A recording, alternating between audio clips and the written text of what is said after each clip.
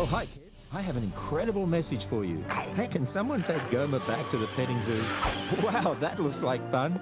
Now, where was I? Oh, yes. In 2014, kids 12 and under come free. Hey, shouldn't the comets be in the planetarium? For the entire year, kids 12 and under come free. Hey, T-Rex, you better get back to the dinosaur den.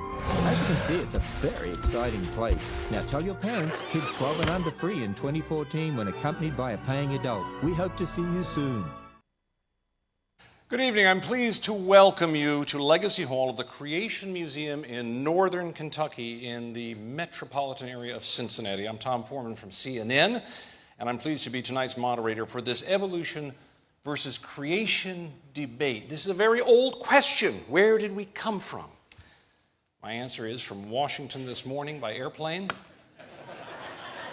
But there is a much more profound, longer answer that people have sought after for a long time. So tonight's question to be debated is the following.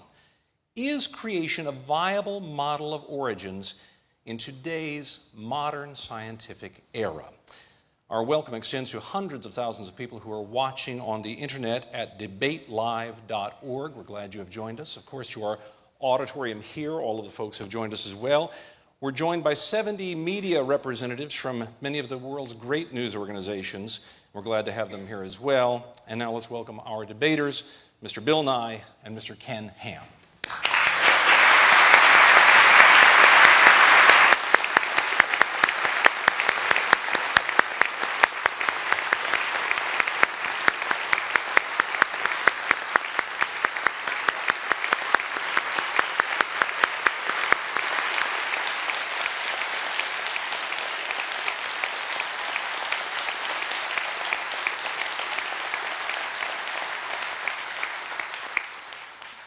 We had a coin toss earlier to determine who would go first of these two men. The only thing missing was Joe Namath in a fur coat. But it went very well. Mr. Ham won the coin toss, and he opted to speak first. But first, let me tell you a little bit about both of these gentlemen. Mr. Nye's website describes him as a scientist, engineer, comedian, author, and inventor. Mr. Nye, as you may know, produced a number of award-winning TV shows, including the program he became so well known for, Bill Nye, the Science Guy. While working on the Science Guy show, Mr. Nye won 7 National Emmy Awards for writing, performing, and producing. The show won 18 Emmys in 5 years. In between creating the shows, he wrote 5 kids' books about science, including his latest title, Bill Nye's Great Big Book of Tiny Germs. Bill Nye is the host of 3 television series. His program, The 100 Greatest Discoveries, airs on the Science Channel. The Eyes of Nye airs on PBS stations across the country. He frequently appears on interview programs to discuss a variety of science topics. Mr. Nye serves as executive director of the Planetary Society, the world's largest space interest group. He is a graduate of Cornell with a Bachelor's of Science degree in mechanical engineering. Mr. Ken Ham is the president and co-founder of Answers in Genesis, a Bible-defending organization that upholds the authority of the scriptures from the very first verse. Mr. Ham is the man behind the popular high-tech Creation Museum where we're holding this debate. The museum has had 2 million visitors in 6 years and has attracted much of the world's media. The Answers in Genesis website is well-trafficked with 2 million visitors alone last month. Mr. Ham is also a best-selling author, a much-in-demand speaker, and the host of a daily radio feature carried on 700-plus stations. This is his second public debate on evolution and creation. The first was at Harvard in the 1990s. Mr. Ham is a native of Australia. He earned a bachelor's degree in applied science with an emphasis in environmental biology from the Queensland Institute of Technology, as well as a diploma of education at the University of Queensland in Brisbane, Australia. And now, Mr. Ham, you opted to go first, so you will be first with your 5-minute opening statement. Well, good evening. I know that not everyone watching this debate will necessarily agree with what I have to say, but I'm an Aussie and live over here in America, and they tell me I have an accent, and so it doesn't matter what I say. Some people tell me, we just like you here saying it. So I hope you enjoy me saying it anyway.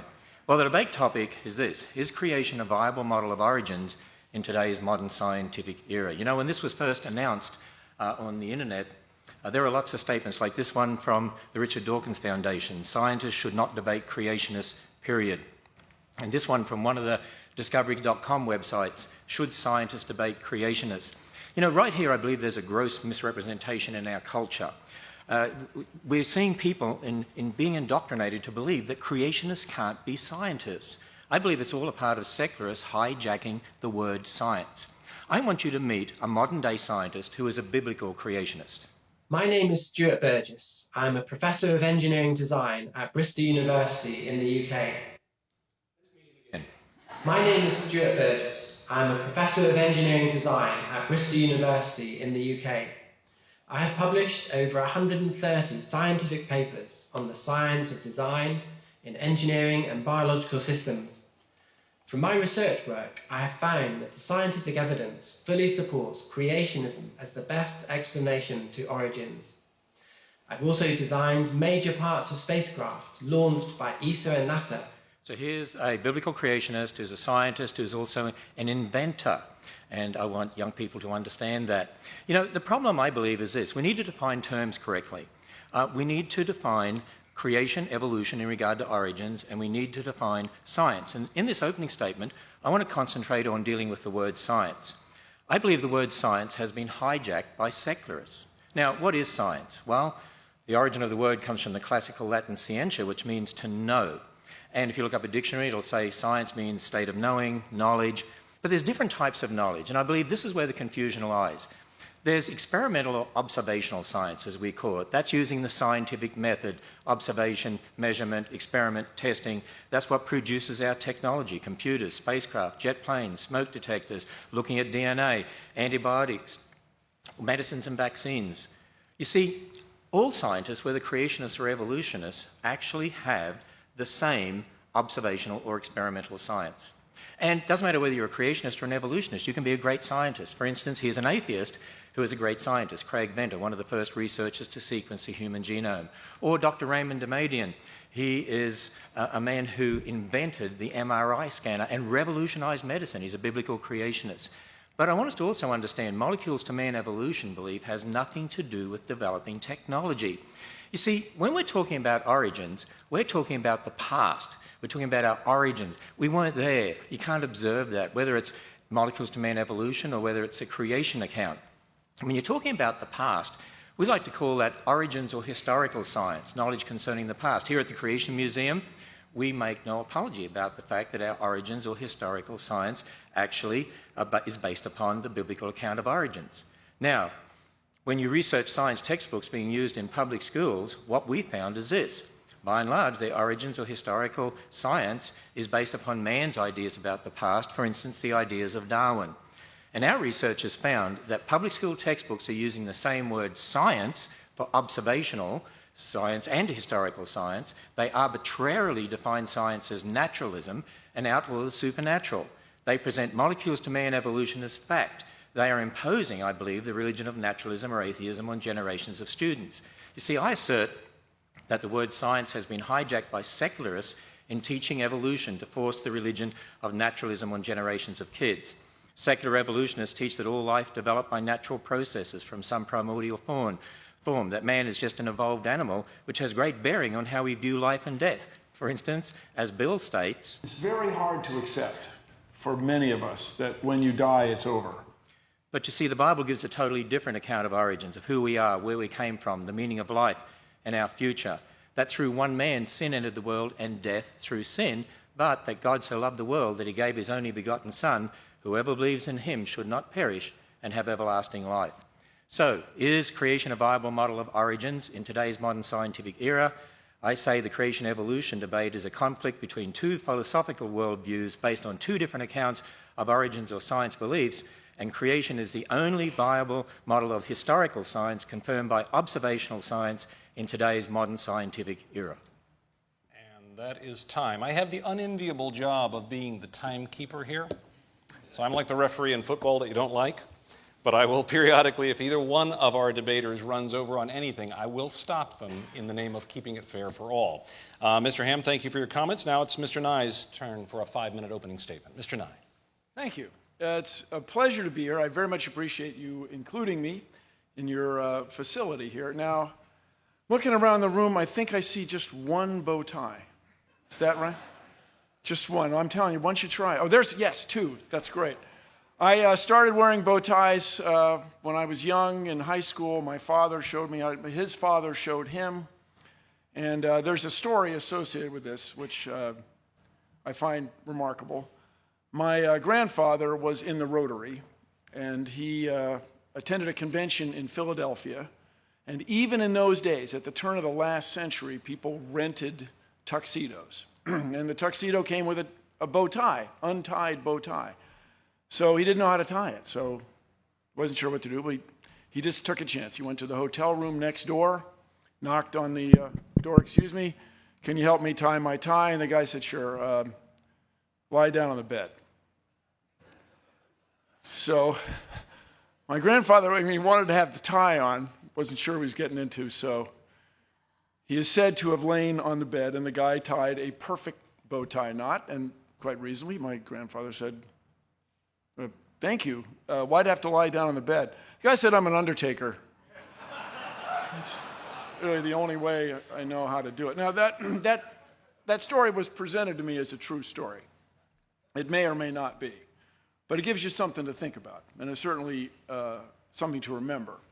So here tonight, we're going to have two stories, and we can compare Mr. Ham's story to the story from what I will call the outside, from mainstream science. The question tonight is, does Ken Ham's creation model hold up? Is it viable? So let me ask you all, what would you be doing if you weren't here tonight? That's right, you'd be home watching CSI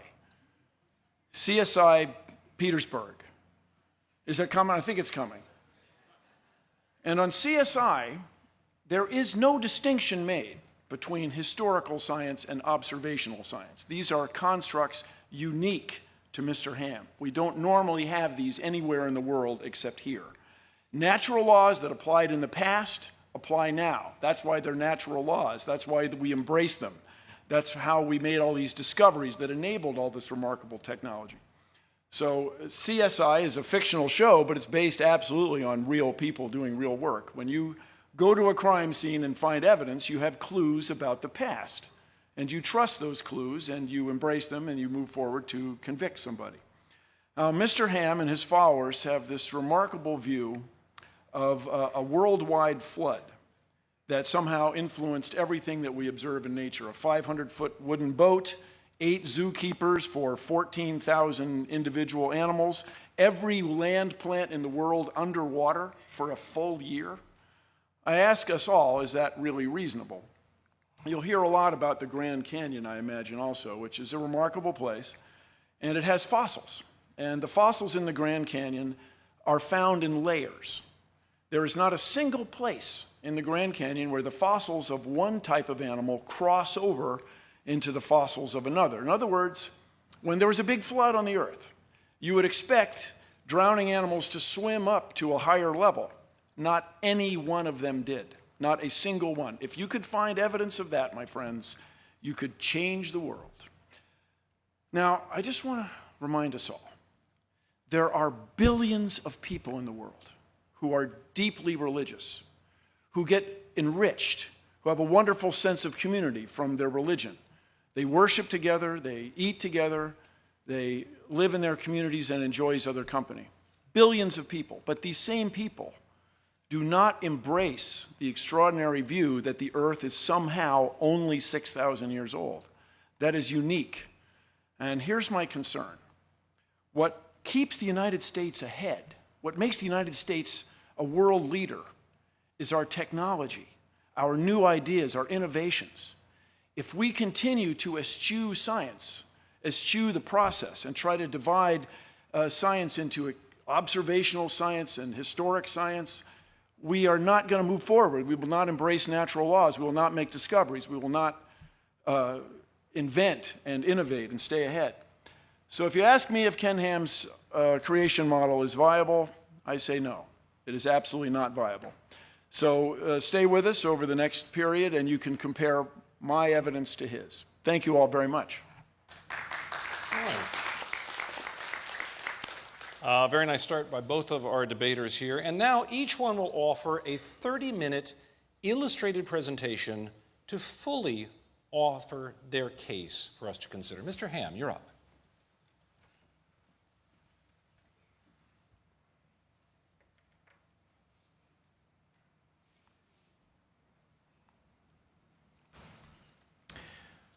Well, the debate topic was, is creation a viable model of origins in today's modern scientific era? And I made this statement at the end of my opening statement. Creation is the only viable model of historical science confirmed by observational science in today's modern scientific era. And I said, what we need to be doing is actually defining our terms, and particularly three terms: science, creation, and evolution.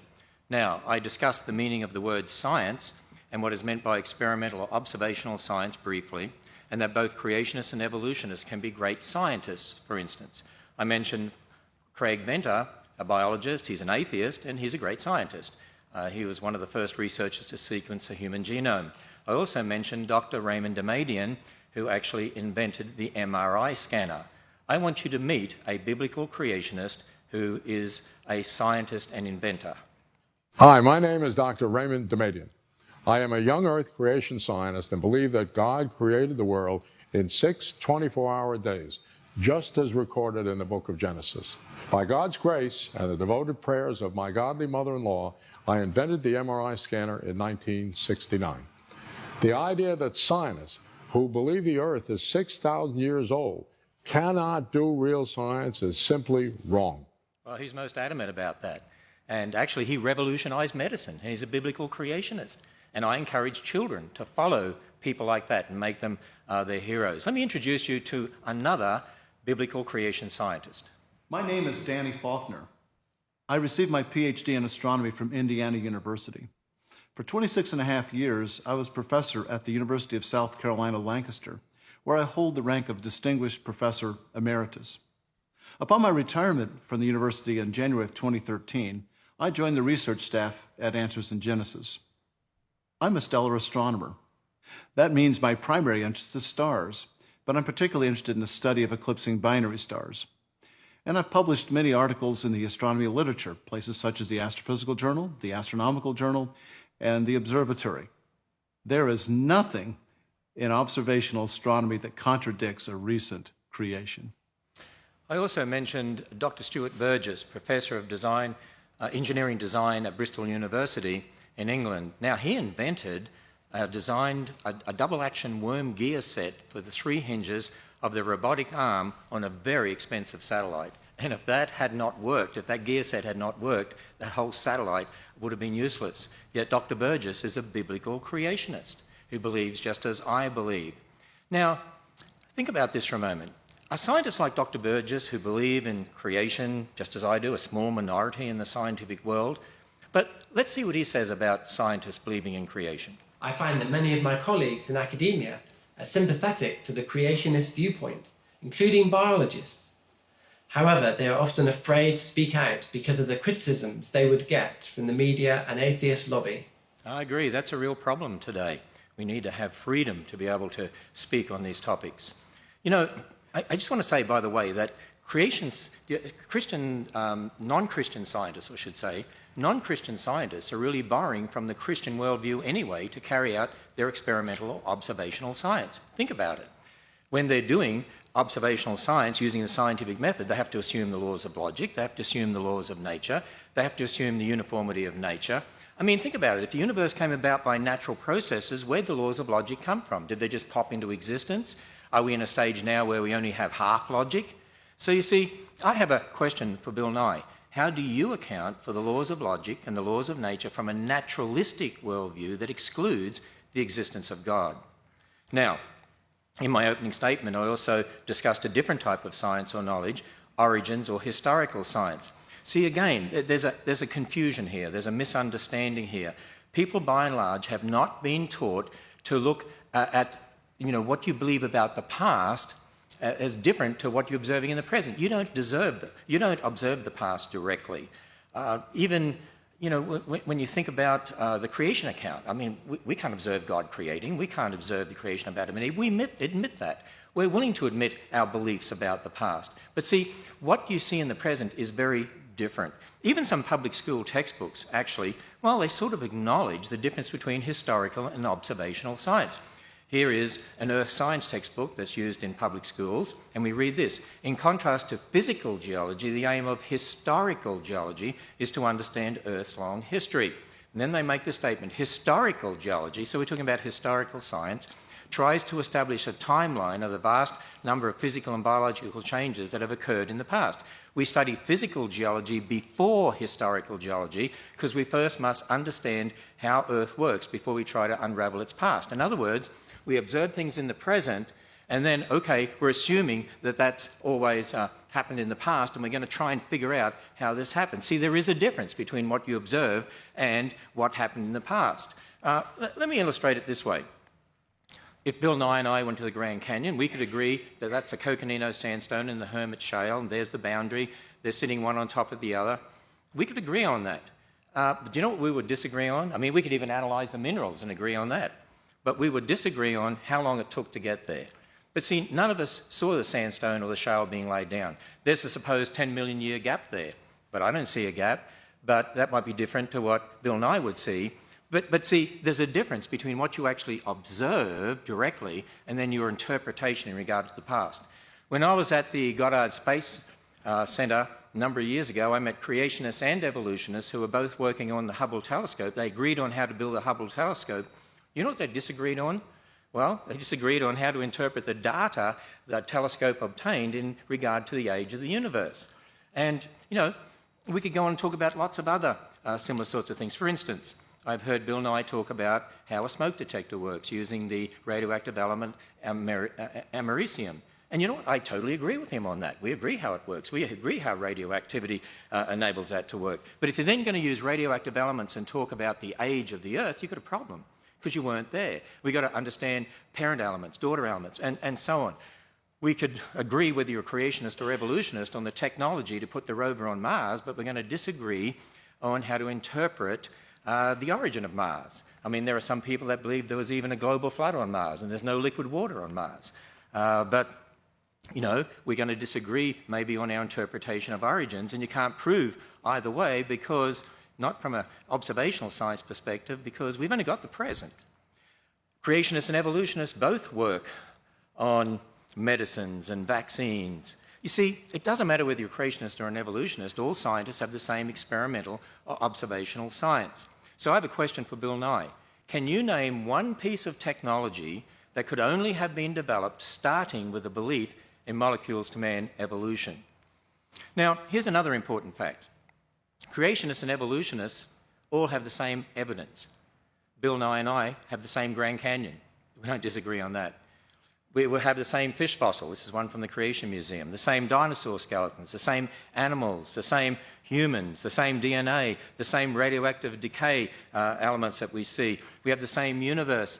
Actually, we all have the same evidences. It's not the evidences that are different. It's a battle over the same evidence in regard to how we interpret the past. And you know why that is? Because it's really a battle over worldviews and starting points. It's a battle over philosophical worldviews and starting points, but the same evidence. Now, I admit my starting point is that God is the ultimate authority. But if someone doesn't accept that, then man has to be the ultimate authority. And that's really the difference when it comes down to it. You see, I've been emphasising the difference between historical origin science, knowledge about the past when you weren't there, and we need to understand that we weren't there. Or experimental or observational science, using your five senses in the present, the scientific method, what you can directly observe, test, repeat. There's a big difference between those two. And that's not what's being taught in our public schools, and that's why kids aren't being taught to think critically and correctly about the origins issue.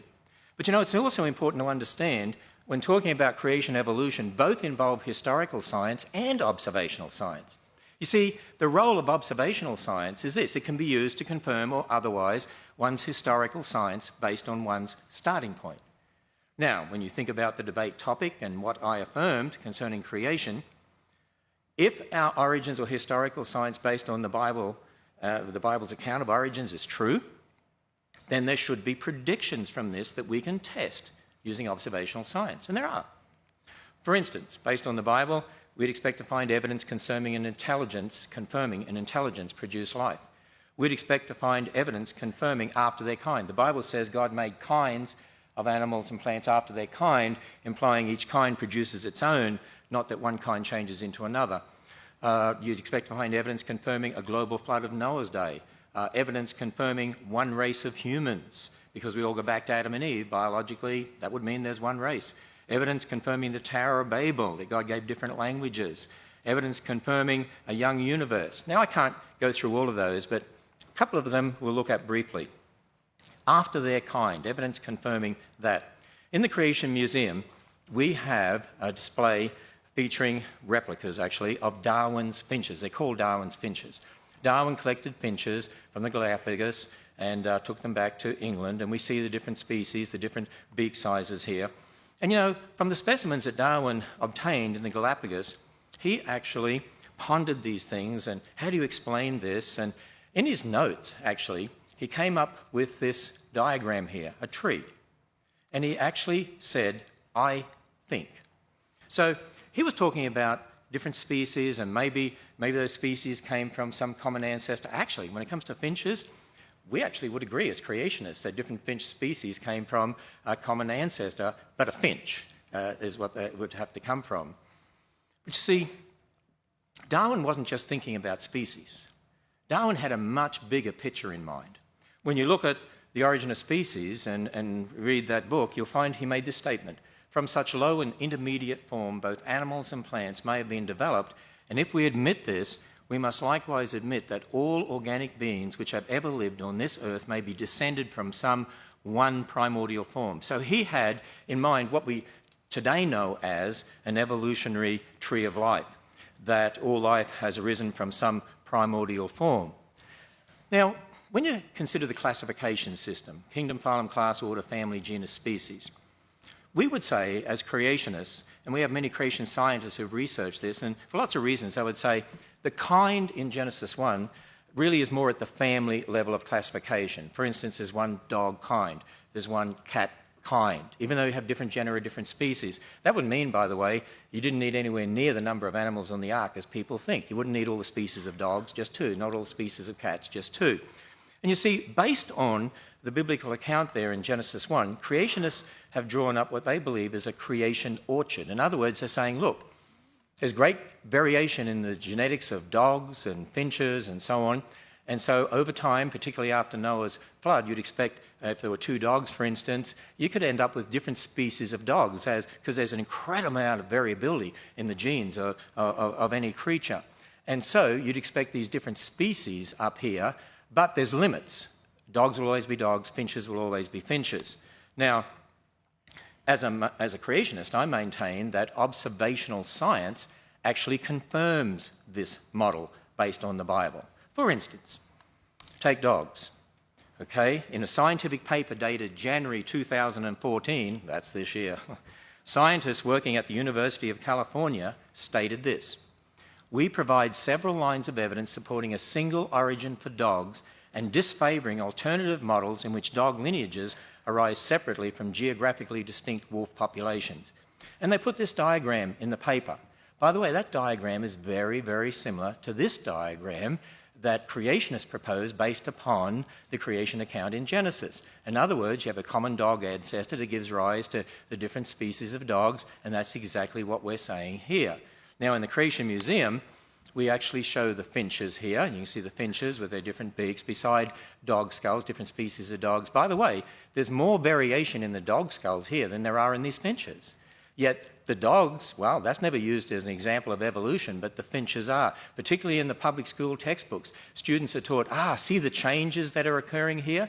And here's another problem that we've got. Not only has the word science been hijacked by secularists, I believe the word evolution has been hijacked by secularists. The word evolution has been hijacked using what I call a bait and switch. Let me explain to you.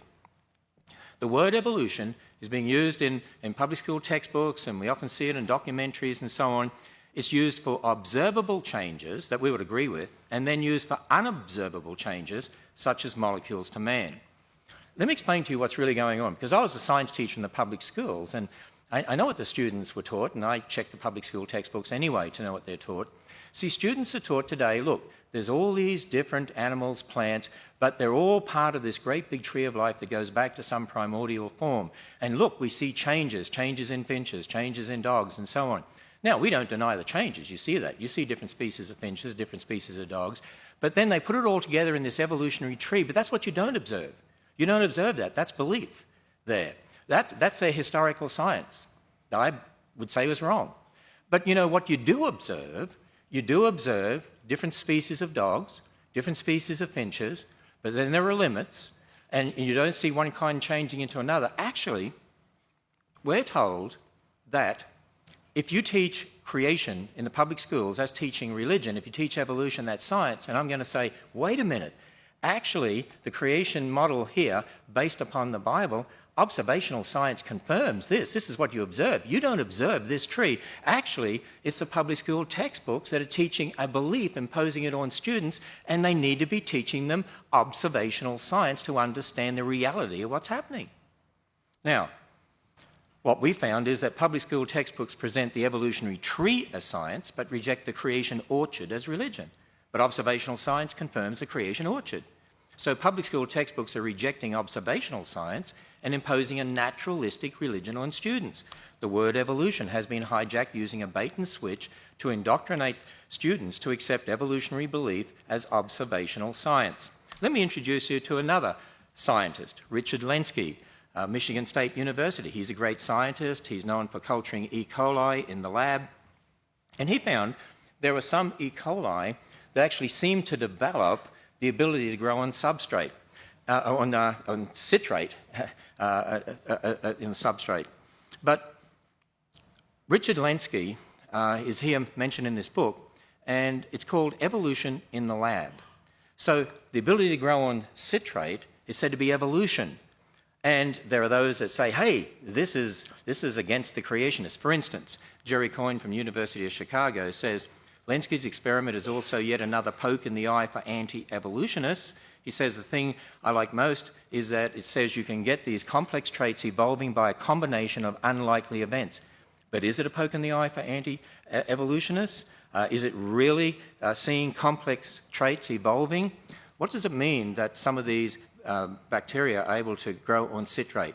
Let me introduce you to another biblical creationist who is a scientist. Hi, my name is Dr. Andrew Fabich. I got my PhD from the University of Oklahoma in microbiology.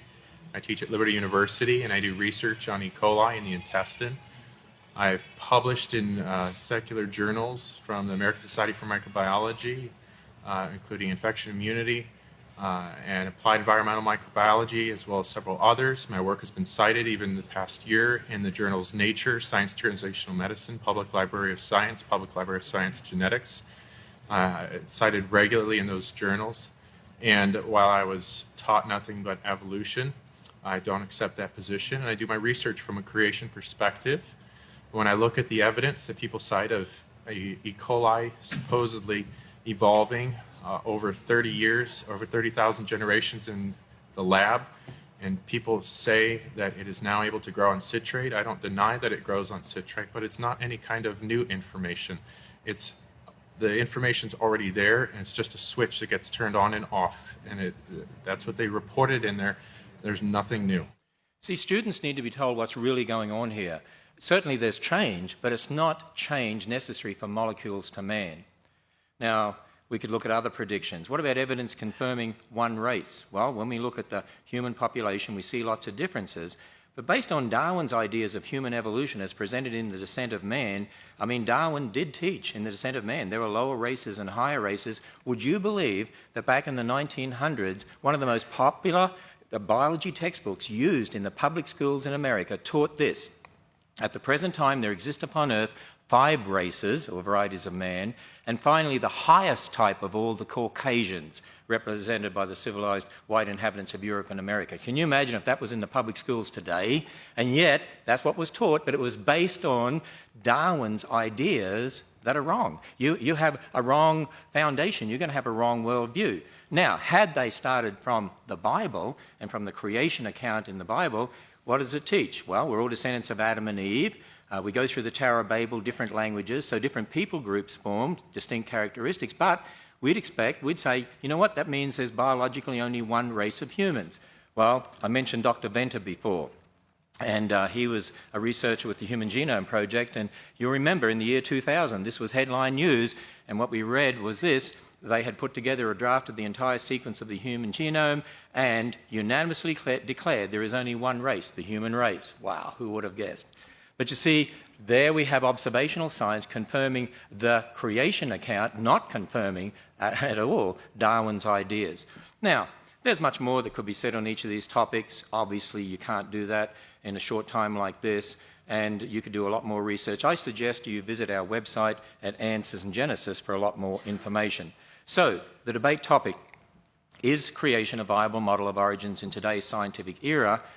I said we need to define the terms, and particularly the term science and the term evolution, and I believe we need to understand how they're being used to impose an anti-God religion on generations of unsuspecting students. You see, I keep emphasizing we do need to understand the difference between experimental or observational science and historical science. And you know what? The secularists don't like me doing this because they don't want to admit that there's a belief aspect to what they're saying, and there is, and they can't get away from it. Let me illustrate this with a statement from Bill Nye. You can show the Earth is not flat. You can show the Earth is not 10,000 years old. By the way, I agree. You can show the Earth is not flat. There's a video from the Galileo spacecraft showing the Earth, and speeded up, of course, but spinning. You can see it's a sphere. You can observe that. You can't observe the age of the Earth. You don't see that.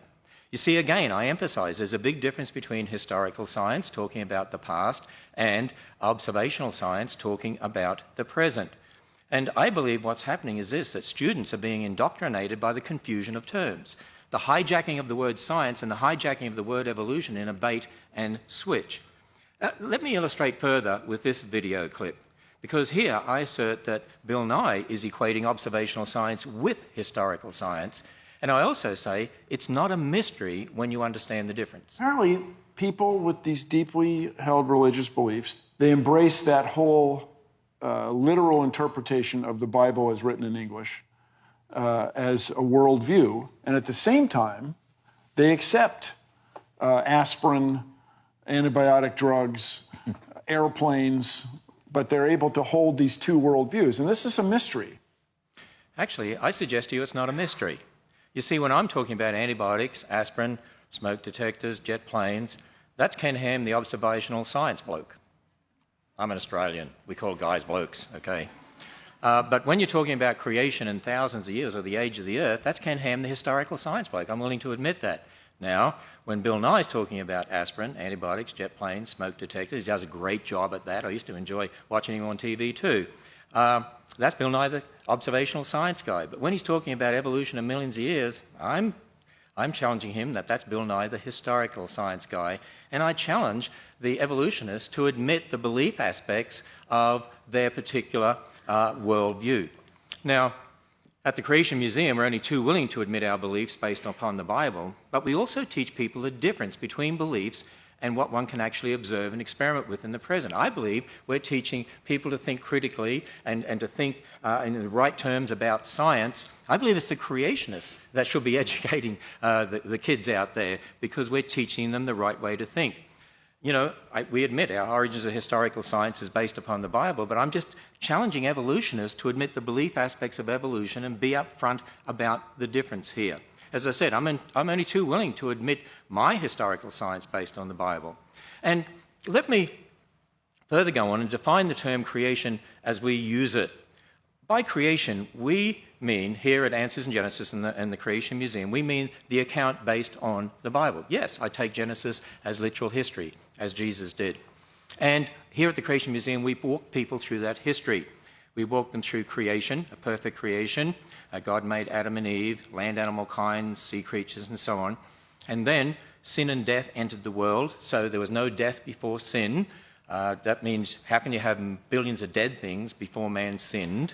And then the catastrophe of Noah's flood. If there was a global flood, you'd expect to find billions of dead things buried in rock layers laid down by water all over the earth. Had to say that because a lot of our supporters would want me to. And what do you find? Billions of dead things buried in rock layers laid down by water all over the earth. Confusion, the Tower of Babel. God gave different languages, so you get different people groups. So this is the geological, astronomical, anthropological, biological history as recorded in the Bible. So this is concerning what happened in the past that explains the present. And then, of course, that God's Son stepped into history to be Jesus Christ, the God-man, to die on the cross, be raised from the dead, and one day there's going to be a new heavens and a new earth to come. And, you know, not only is this an understanding of history to explain the geology, biology, astronomy, and so on, to connect the present to the past, but it's also a foundation for our whole worldview. For instance, in Matthew 19, when Jesus was asked about marriage, he said, "Have you not read? He which made the beginning made them male and female, and said, for this cause shall a man leave his father and mother and be joined to his wife, and they'll be one flesh." He quoted from Genesis as literal history, Genesis 1 and 2. God invented marriage, by the way. That's where marriage comes from, and it's to be a man and a woman. And not only marriage, ultimately, every single biblical doctrine of theology, directly or indirectly, is founded in Genesis. Why is there sin in the world? Genesis. Why is there death? Genesis. Why do we wear clothes? Genesis. Why did Jesus die on the cross? Genesis. It's a very important book. It's foundational to all Christian doctrine. And you see, when we look at that, what I call the 7 C's of history that we walk people through here at the museum, think about how it all connects together. A perfect creation, it'll be perfect again in the future. Sin and death entered the world. That's why God's Son died on the cross, and to conquer death and offer a free gift of salvation. The flood of Noah's day, a reminder that the flood was a judgment because of man's wickedness, but at the same time a message of God's grace and salvation, as Noah and his family had to go through a door to be saved, so we need to go through a door to be saved. Jesus Christ said, "I am the door, by me if any man enter in, he'll be saved." And we make no apology about the fact that what we're on about is this: if you confess with your mouth the Lord Jesus and believe in your heart God has raised him from the dead, you'll be saved. Now, as soon as I say that, people say, see, if you allow creation in schools, for instance, if you allow students to even hear about it, this is religion. You know, let me illustrate this, talking about a recent battle in Texas over textbooks in the public school. A newspaper report said this: textbook and classroom curriculum battles have long ranged in Texas, pitting creationists, those who see God's hand in the creation of the universe, against academics. Stop right there. Notice, creationists, academics. Creationists can't be academics. Creationists can't be scientists. See, it's the way things are worded out there. It's an indoctrination that's going on. Who worry about religious and political ideology trumping scientific fact. Wait a minute, what do they mean by science? You're talking about what you observe, or you're talking about your beliefs about the past? Now, Kathy Miller is the president of the Texas Freedom Network, and she's vocally spoken out. She's spoken out about this textbook battle there in Texas.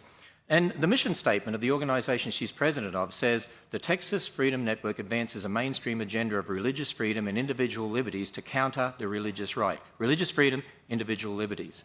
And then she makes this statement: science education, what does she mean by science, should be based on mainstream science education, not on personal ideological beliefs of unqualified reviewers. Wait a minute, they want religious liberty and not personal ideological beliefs? I assert this. Public school textbooks are using the same word science for observational and historical science. They arbitrarily define science as naturalism and outlaw the supernatural. They present molecules to man evolution as fact, and they're imposing the religion of naturalism on generations of students. They're imposing their ideology on the students, that everything's explained by natural processes. That is a religion. What does she mean by religious liberty? They tolerate their religion. See, the battle is really about authority. It's more than just science or evolution or creation. It's about who is the authority in this world, man or God. If you start with naturalism, then what about morals? Who decides right and wrong? Well, it's subjective. Marriage, well, whatever you want it to be.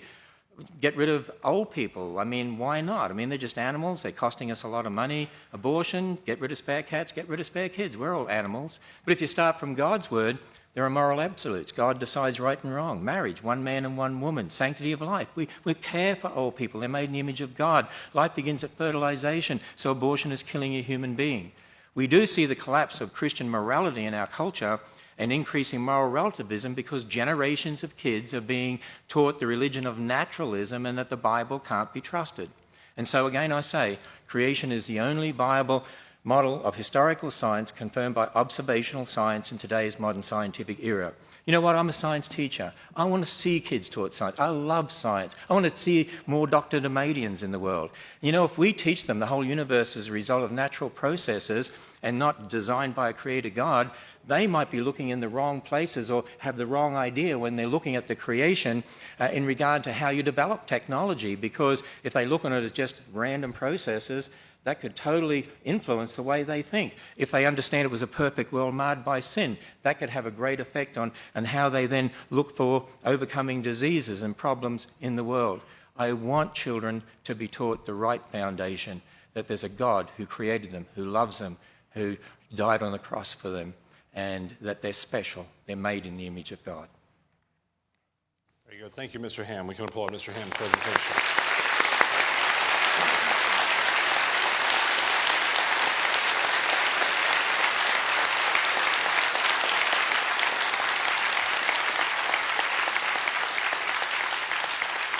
And you know, it did occur to me when you had my old friend Larry King up there, you could have just asked him. He's been around a long time, and he's a smart guy. He could probably answer for all of us. Now, let's all be attentive to Mr. Nye as he gives us his 30-minute presentation. Thank you very much. And Mr. Ham, I learned something. Thank you. But let's take it back around to the question at hand. Does Ken Ham's creation model hold up? Is it viable? So for me, of course, well, take a look. We're here in Kentucky on layer upon layer upon layer of limestone. I stopped at the side of the road today and picked up this piece of limestone that has a fossil right there. Now, in these many, many layers, in this vicinity of Kentucky, there are coral animals, fossil, zooxanthellae. And when you look at it closely, you can see that they live their entire lives. They lived typically 20 years, sometimes more than that, if the water conditions are correct. And so we are standing on millions of layers of ancient life. How could those animals have lived their entire life and formed these layers in just 4,000 years? There isn't enough time since Mr. Ham's flood for this limestone that we're standing on to have come into existence. My scientific colleagues go to places like Greenland, the Arctic, they go to Antarctica, and they drill into the ice with hollow drill bits. It's not that extraordinary. Many of you have probably done it yourselves, drilling other things, hole saws to put locks in doors, for example. And we pull out long cylinders of ice, long ice rods. And these are made of snow. And by long tradition, it's called snow ice. And snow ice forms over the winter as snowflakes fall and are crushed down by subsequent layers. They're crushed together and trapping the little bubbles. And the little bubbles must needs be ancient atmosphere. There's nobody running around with a hypodermic needle squirting ancient atmosphere into the bubbles. And we find certain of these cylinders to have 680,000 layers. 680,000 snow, winter, summer cycles. How could it be that just 4,000 years ago, all of this ice formed? Let's just run some numbers. This is some scenes from lovely Antarctic. Let's say we have 680,000 layers of snow ice and 4,000 years since the Great Flood. That would mean we'd need 170 winter, summer cycles every year for the last 4,000 years. I mean, wouldn't someone have noticed that? Wow, wouldn't someone have noticed that there's been winter, summer 170 times one year? If we go to California, we find enormous stands of bristlecone pines. Some of them are over 6,000 years old, 6,800 years old. There's a famous tree in Sweden, Old Tycho, is 9,550 years old. How could these trees be there if there was an enormous flood just 4,000 years ago? You can try this yourself, everybody. I don't mean to be mean to trees, but get a sapling and put it underwater for a year. It will not survive in general, nor will its seeds. They just won't make it. So how could these trees be that old if the earth is only 4,000 years old? Now, when we go to the Grand Canyon, which is an astonishing place, and I recommend to everybody in the world to someday visit the Grand Canyon, you find layer upon layer of ancient rocks. And if there was this enormous flood that you speak of, wouldn't there have been churning and bubbling and roiling? How would these things have settled out?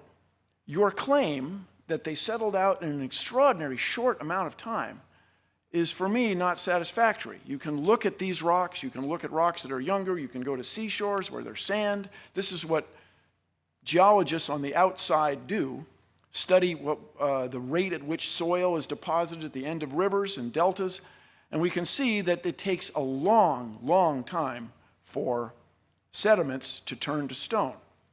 Also, in this picture, you can see where one type of sediment has intruded on another type. Now, if that was uniform, wouldn't we expect it all to be even without intrusion? Furthermore, you can find places in the Grand Canyon where you see an ancient riverbed on that side going to an ancient riverbed on that side, and the Colorado River has cut through it. And by the way, if this great flood drained through the Grand Canyon, wouldn't there have been a Grand Canyon on every continent? How could we not have Grand Canyons everywhere if this water drained away in this extraordinary short amount of time, 4,000 years? Now, when you look at these layers carefully, you find these beautiful fossils. And when I say beautiful, I am inspired by them. They're remarkable because we are looking at the past. You find down low, you'll find what you might consider as rudimentary sea animals. Up above, you'll find the famous trilobites. Above that, you might find some clams, some oysters. And above that, you'll find some mammals. You never, ever find a higher animal mixed in with a lower one. You never find a lower one trying to swim its way to the higher one. If it all happened in such an extraordinary short amount of time, if this water drained away just like that, wouldn't we expect to see some turbulence? And by the way, anyone here, really, if you can find one example of that anywhere in the world, the scientists of the world challenge you. They would embrace you. You would be a hero. You would change the world if you could find one example of that anywhere. People have looked and looked and looked. They have not found a single one. Now, here's an interesting thing. These are fossil skulls that people have found all around the world. It's by no means representative of all the fossil skulls that have been found, but these are all over the place. Now, if you were to look at these, I can assure you not any of them is a gorilla, right?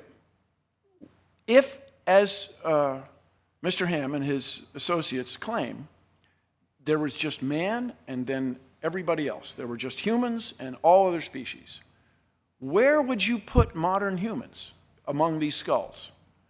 How did all these skulls get all over the earth in these extraordinary fashion? Where would you put us? Well, I can tell you we are on there, and I encourage you, when you go home, to look it up. Now, one of the extraordinary claims associated with Mr. Ham's worldview is that this giant boat, very large wooden ship, went aground safely on a mountain in the Middle East, what we now call the Middle East. And so places like Australia are populated then by animals who somehow managed to get from the Middle East all the way to Australia in the last 4,000 years. Now, that to me is an extraordinary claim. We would expect then, somewhere between the Middle East and Australia, we would expect to find evidence of kangaroos. We would expect to find some fossils, some bones. In the last 4,000 years, somebody would have been hopping along there and died along the way, and we'd find them. And furthermore, there's a claim that there was a land bridge that allowed these animals to get from Asia all the way to the continent of Australia, and that land bridge has disappeared in the last 4,000 years. No navigator, no diver, no U.S. Navy submarine, no one's ever detected any evidence of this, let alone any fossils of kangaroos. So your expectation is not met. It doesn't seem to hold up. So let's see, if there are 4,000 years since Ken Ham's flood, and let's say, as he said many times, there are 7,000 kinds. Today, the very, very lowest estimate is that there are about 8.7 million species. But a much more reasonable estimate is it's 50 million or even 100 million when you start counting the viruses and the bacteria and all the beetles that must be extant in the tropical rainforest that we haven't found. So we'll take a number which I think is pretty reasonable, 16 million species today, okay? If these came from 7,000 kinds, let's say we have 7,000 subtracted from 15 million, that's 15,993. We have 4,000 years, we have 365 and a quarter days a year. We would expect to find 11 new species every day. So you'd go out into your yard, you wouldn't just find a different bird, a new bird, you'd find a different kind of bird, a whole new species of bird every day, a new species of fish, a new species of organisms you can't see, and so on. I mean, this would be enormous news. The last 4,000 years, people would have seen these changes among us. So the Cincinnati Enquirer, I imagine, would carry a column right next to the weather report. Today's new species, and it would list these 11 every day. But we see no evidence of that. There's no evidence of these species. There just simply isn't enough time. Now, as you may know, I was graduated from engineering school, and I got a job at Boeing. I worked on 747s. Okay, everybody relax. I was very well supervised. Everything's fine. There's a tube in the 747 I kind of think of as my tube. But that aside, I traveled the highways of Washington State quite a bit. I was a young guy. I had a motorcycle. I used to go mountain climbing in Washington State, Oregon. And you can drive along and find these enormous boulders on top of the ground. Enormous rocks, huge, sitting on top of the ground. Now, out there in regular academic pursuits, regular geology, people have discovered that there used to be a lake in what is now Montana, which we charmingly refer to as Lake Missoula. It's not there now, but the evidence for it, of course, is, if I may, overwhelming. And so an ice dam would form at Lake Missoula, and once in a while it would break. It would build up and break. And there were multiple floods in my old state of Washington State. But just before we go on, let me just say, go Seahawks. That was very gratifying.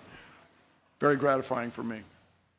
Anyway, you drive along the road, and there are these rocks. So if, as is asserted here at this facility, that the heavier rocks would sink to the bottom during a flood event, the big rocks, and especially their shape, instead of aerodynamic, the hydrodynamic, the water-changing shape as water flows past. You'd expect them to sink to the bottom. But here are these enormous rocks right on the surface, and there's no shortage of them.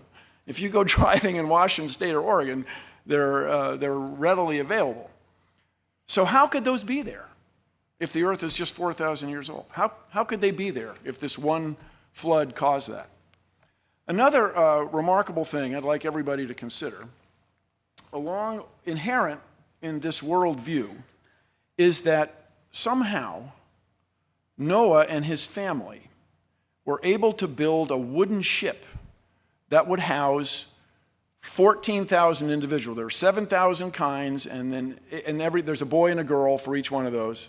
So it's about 14,008 people. And these people were unskilled. As far as anybody knows, they had never built a wooden ship before. Furthermore, they had to get all these animals on there, and they had to feed them, and I understand that Mr. Ham has some explanations for that, which I frankly find extraordinary, but this is the premise of the bit. And we can then run a test, a scientific test. People in the early 1900s built an extraordinarily large wooden ship, the Wyoming. It was a 6-masted schooner, the largest one ever built. It had a motor on it for winching cables and stuff. But this boat had a great difficulty. It was not as big as the Titanic, but it was a very long ship. It would twist in the sea. It would twist this way, in this way. And in all that twisting, it leaked. It leaked like crazy. The crew could not keep the ship dry. And indeed, it eventually foundered and sank, loss of all 14 hands. So there were 14 crewmen aboard a ship built by very, very skilled shipwrights in New England. These guys were the best in the world at wooden shipbuilding. And they couldn't build a boat as big as the Ark is claimed to have been. Is that reasonable? Is that possible? That the best shipbuilders in the world couldn't do what 8 unskilled people, men and their wives, were able to do. If you visit the National Zoo in Washington, D.C., it's 163 acres, and they have 400 species. By the way, this picture that you're seeing was taken by spacecraft in space, orbiting the Earth. If you told my grandfather, let alone my father, that we had that capability, they would have been amazed. That capability comes from our fundamental understanding of gravity, of material science, of physics, and life science, where you go looking. This place is often, as any zoo, is often deeply concerned and criticized for how it treats its animals. They have 400 species on 163 acres, 66 hectares.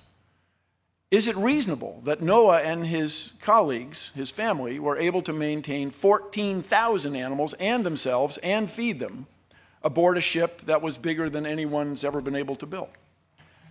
Now, here's the thing.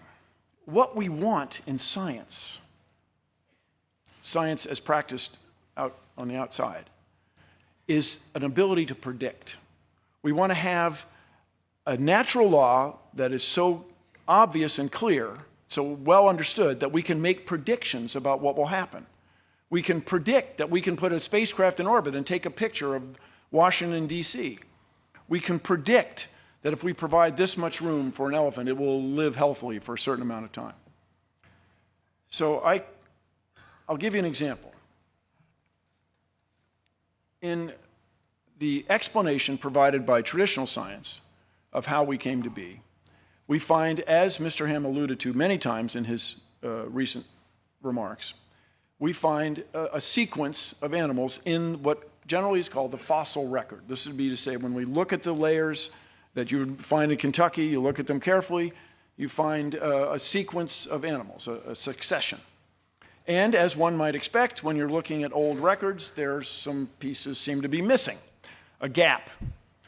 So scientists got to thinking about this. There are lungfish that jump from pond to pond in Florida and end up in people's swimming pools. And there are amphibians, frogs and toads, croaking and carrying on. And so people wondered if there wasn't a fossil or an organism, an animal that had lived, that had characteristics of both. People over the years had found that in Canada, there was clearly a fossil marsh, a place that used to be a swamp, had dried out. And they found all kinds of happy swamp fossils there, ferns, so on, organisms, animals, fish that were recognized.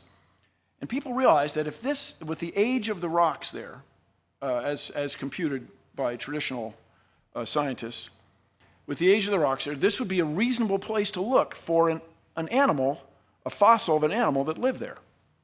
And indeed, scientists found it, Tiktaalik, this fish lizard guy. And they found several specimens. It wasn't one individual. In other words, they made a prediction that this animal would be found, and it was found.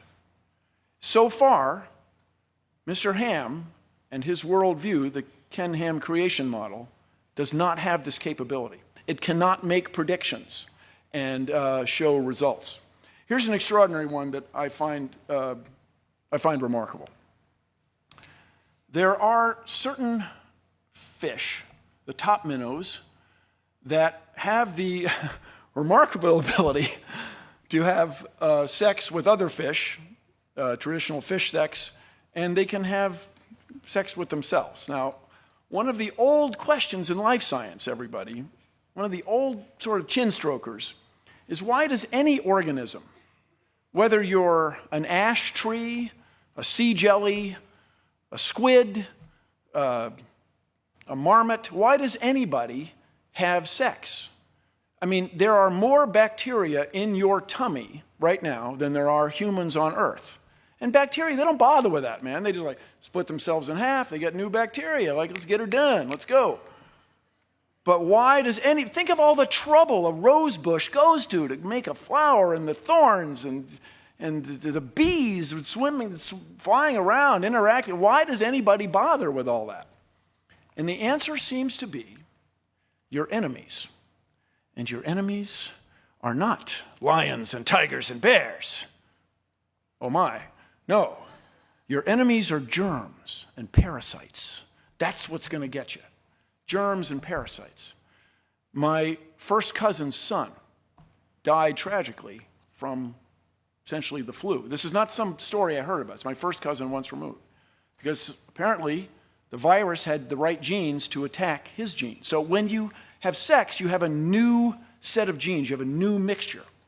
So people studied these top minnows, and they found that the ones who reproduced sexually had fewer parasites than the ones that reproduced on their own. This black spot disease. Wait, there's more. In these populations, with flooding and so on, with river ponds get isolated, then they dry up, then the river flows again. In between, some of the fish will have sex with other fish sometimes, and they'll have sex on their own, what's called asexually. And those fish, the ones that are in between, sometimes this, sometimes that, they have an intermediate number of infections. In other words, the explanation provided by evolution made a prediction. And the prediction's extraordinary and subtle, but there it is. How else would you explain it? And to Mr. Ham and his followers, I say this is something that we in science want. We want the ability to predict. And your assertion that there's some difference between the natural laws that I use to observe the world today and the natural laws that existed 4,000 years ago is extraordinary and unsettling. I travel around. I have a great many family members in Danville, Virginia, one of the U.S.'s most livable cities. It's lovely. And I was driving along, and there was a sign in front of a church, Big Bang Theory, you got to be kidding me, God. Now, everybody, why would someone at the church, a pastor, for example, put that sign up unless he or she didn't believe that the Big Bang was a real thing? I just want to review briefly with everybody why we accept, in the outside world, why we accept the Big Bang. Edwin Hubble, there you go. You got to be kidding me, God. Edwin Hubble was sitting at Mount Wilson, which is up from Pasadena, California. On a clear day, you can look down and see where the Rose Parade goes. It's that close to civilization. But even in the early 1900s, the people who selected this site for astronomy picked an excellent site. The clouds and smog are below you. And Edwin Hubble sat there at this very big telescope night after night studying the heavens. And he found that the stars are moving apart. The stars are moving apart. And he wasn't sure why, but it was clear that the stars are moving farther and farther apart all the time. So people talked about it for a couple decades. And then eventually another astronomer, almost a couple decades, another astronomer, Fred Hoyle, just remarked, it was like there was a Big Bang. There was an explosion. This is to say, since everything's moving apart, it's very reasonable that at one time they were all together. And there's a place from whence these things expanded. And it was a remarkable insight. But people went still questioning it for decades. Science and conventional scientists questioning it for decades. These two researchers wanted to listen for radio signals from space, radio astronomy. And this is, while we have visible light for our eyes, there's a whole nother bunch of waves of light that are much longer. The microwaves in your oven are about that long. The radar at the airport is about that long. Your FM radio signals about like this. AM radio signals are a kilometer. They're several soccer fields. They went out listening, and there was this hiss, this tss, all the time that wouldn't go away. And they thought, oh, doggone it, there's some loose connector. They plugged in the connector. They re-screwed it. They made it tight. They turned it this way. The hiss was still there. They heard it that way. It's just still there. They thought it was pigeon droppings that had affected the reception of this horn, it's called. This thing is still there. It's in Basking Ridge, New Jersey. It's a National Historic Site. And Arno Penzias and Robert Wilson had found this cosmic background sound that was predicted by astronomers. Astronomers running the numbers, doing math, predicted that in the cosmos would be left over this echo, this energy from the Big Bang that would be detectable. And they detected it. We built the Cosmic Observatory for Background Emissions, the COBE spacecraft, and it matched exactly the astronomers' predictions. You got to respect that. It's a wonderful thing. Now, along that line is some interest in the age of the Earth. Right now, it's generally agreed that the Big Bang happened 13.7 billion years ago. What we can do on Earth, these elements that we all know on the periodic table of chemicals, even ones we don't know, were created when stars explode. And I look like nobody, but I attended a lecture by Hans Bethe, who won a Nobel Prize for discovering the process by which stars create all these elements. The one that interests me especially is our good friends rubidium and strontium. Rubidium becomes strontium spontaneously. It's an interesting thing to me. A neutron becomes a proton, and it goes up the periodic table. When lava comes out of the ground, molten lava, and it freezes, turns to rock, when the melt solidifies or crystallizes, it locks the rubidium and strontium in place. And so by careful assay, by being diligent, you can tell when the rock froze. You can tell how old the rubidium and strontium are, and you can get an age for the Earth. When that stuff falls on fossils, you can get a very good idea of how old the fossils are. I encourage you all to go to Nebraska, go to Ashfall State Park, and see the astonishing fossils. It looks like a Hollywood movie. There are rhinoceroses, there are three-toed horses in Nebraska. None of those animals are extant today, and they were buried catastrophically by a volcano in what is now Idaho, is now Yellowstone National Park. It's called the hot spot. People call it the super volcano. And it's a remarkable thing. Apparently, as I can tell you, as a Northwesterner around for Mount St. Helens, full disclosure, I'm on the Mount St. Helens board. When it goes off, it gives out a great deal of gas that's toxic and knocks these animals out. Looking for relief, they go to a watering hole, and then when the ash comes, they were all buried. It's an extraordinary place. Now, if in the bad old days you had heart problems, they would right away cut you open. Now we use a drug based on rubidium to look at the inside of your heart without cutting you open.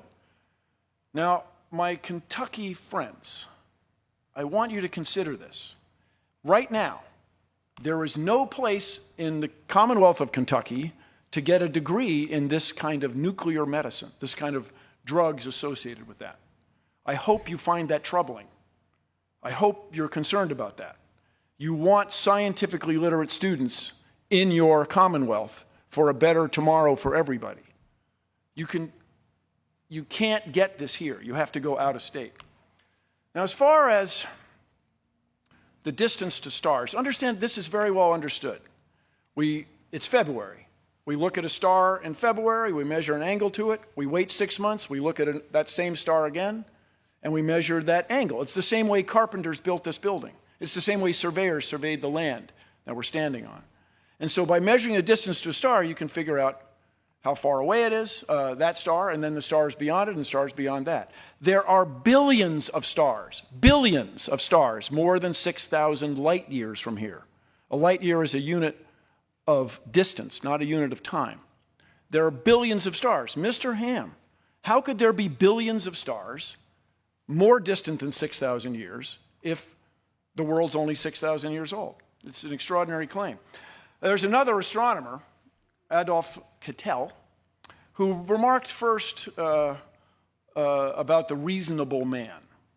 Is it reasonable that we have ice older by a factor of 100 than you claim the Earth is? We have trees that have more tree rings than the Earth is old. That we have rocks with rubidium and strontium and uranium and potassium argon dating that are far, far, far older than you claim the Earth is. Could anybody have built an ark that would sustain better than any ark anybody was able to build on the Earth? So if you're asking me, and I got the impression you were, is Ken Ham's creation model viable? I say no, absolutely not. Now, one last thing. You may not know that in the U.S. Constitution, from the Founding Fathers, is the sentence to promote the progress of science and useful arts. Kentucky voters who might be watching online in places like Texas, Tennessee, Oklahoma, Kansas, please, you don't want to raise a generation of science students who don't understand how we know our place in the cosmos, our place in space, who don't understand natural law. We need to innovate to keep the United States where it is in the world. Thank you very much.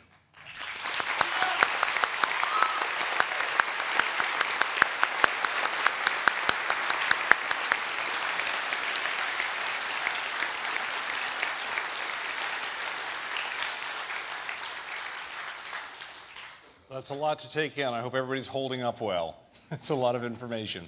What we're going to have now is a 5-minute rebuttal time for each gentleman to address the other one's comments, and then there will be a 5-minute counter-rebuttal after that. Things are going to start moving a little more quickly now, so at this point in particular, I want to make sure we don't have applauding or anything else going on that slows it down. So, Mr. Ham, if you'd like to begin with your 5-minute rebuttal first.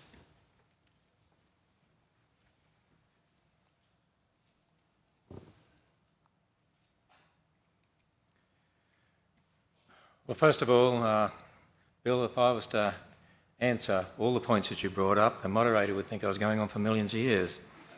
So I can only deal with some of them. And you mentioned the age of the Earth a couple of times, so let me deal with that. As I said in my presentation, you can't observe the age of the Earth, and I would say that comes under what we call historical origin science. Now, just to understand, so you understand where I'm coming from, yes, we admit we build our origins of historical science on the Bible. The Bible says God created in 6 days. The Hebrew word yom, as it's used in Genesis 1 with the evening morning number, means an ordinary day. Adam was made on day 6. And so when you add up all those genealogies specifically given in the Bible, yeah, from Adam to Abraham, you've got 2,000 years from Abraham to Christ, 2,000 years from Christ to the present 2,000 years. That's how we get 6,000 years. So that's where it comes from, just so you know. Now, a lot of people say, now, by the way, the Earth's age is 4.5 billion years old, and we have radioactive decay dating methods that found that. But you see, we certainly observe radioactive decay, whether it's rubidium, strontium, whether it's uranium, lead, potassium, argon. But when you're talking about the past, we have a problem. I'll give you a practical example. In Australia, there were engineers that were trying to search out about a coal mine, and so they drilled down and they found a basalt layer, lava flow, that had woody material in it, branches and twigs and so on. And when Dr. Andrew Snelling, our PhD geologist, sent that to a lab in Massachusetts in 1994, they used potassium argon dating. It dated to 45 million years old. Well, he also sent the wood to the radiocarbon section of the same lab, and that dated to 45,000 years old. 45,000-year-old wood and 45 million-year-old rock. The point is, there's a problem. Let me give you another example of a problem. There was a lava dome that started to form in the 80s after Mount St. Helens erupted. And in 1994, Dr. Steve Austin, another PhD geologist, actually sampled the rock there. He took whole rock, crushed it, sent it to the same lab, actually, I believe, and got a date of 0.35 million years. When he separated out the minerals, amphibole and pyroxene, and use potassium argon dating, you get 0.9 million, 2.8 million. My point is all these dating methods actually give all sorts of different dates. In fact, different dating methods on the same rock we can show give all sorts of different dates. See, there's lots of assumptions in regard to radioactive dating. Number one, for instance, the amounts of the parent and daughter isotopes at the beginning when the rock formed, you have to know them, but you weren't there. See, that's historical science. Assumption two, that all daughter atoms measured today must have only been derived in situ radioactive decay of parent atoms. In other words, it's a closed system, but you don't know that, and there's a lot of evidence that that's not so. Assumption number three, that the decay rates have remained a constant. And they're just some of them. There's others as well. The point is there's lots of assumptions in regard to the dating method. So there's no dating method you can use that you can absolutely age date a rock. There's all sorts of differences out there. And I do want to address the bit you brought up about Christians believing in millions of years. Yeah, there's a lot of Christians out there that believe in millions of years, but I'd say they have a problem. I'm not saying they're not Christians, but because salvation is conditioned upon faith in Christ, not the age of the earth, but there's an inconsistency with what the Bible teaches.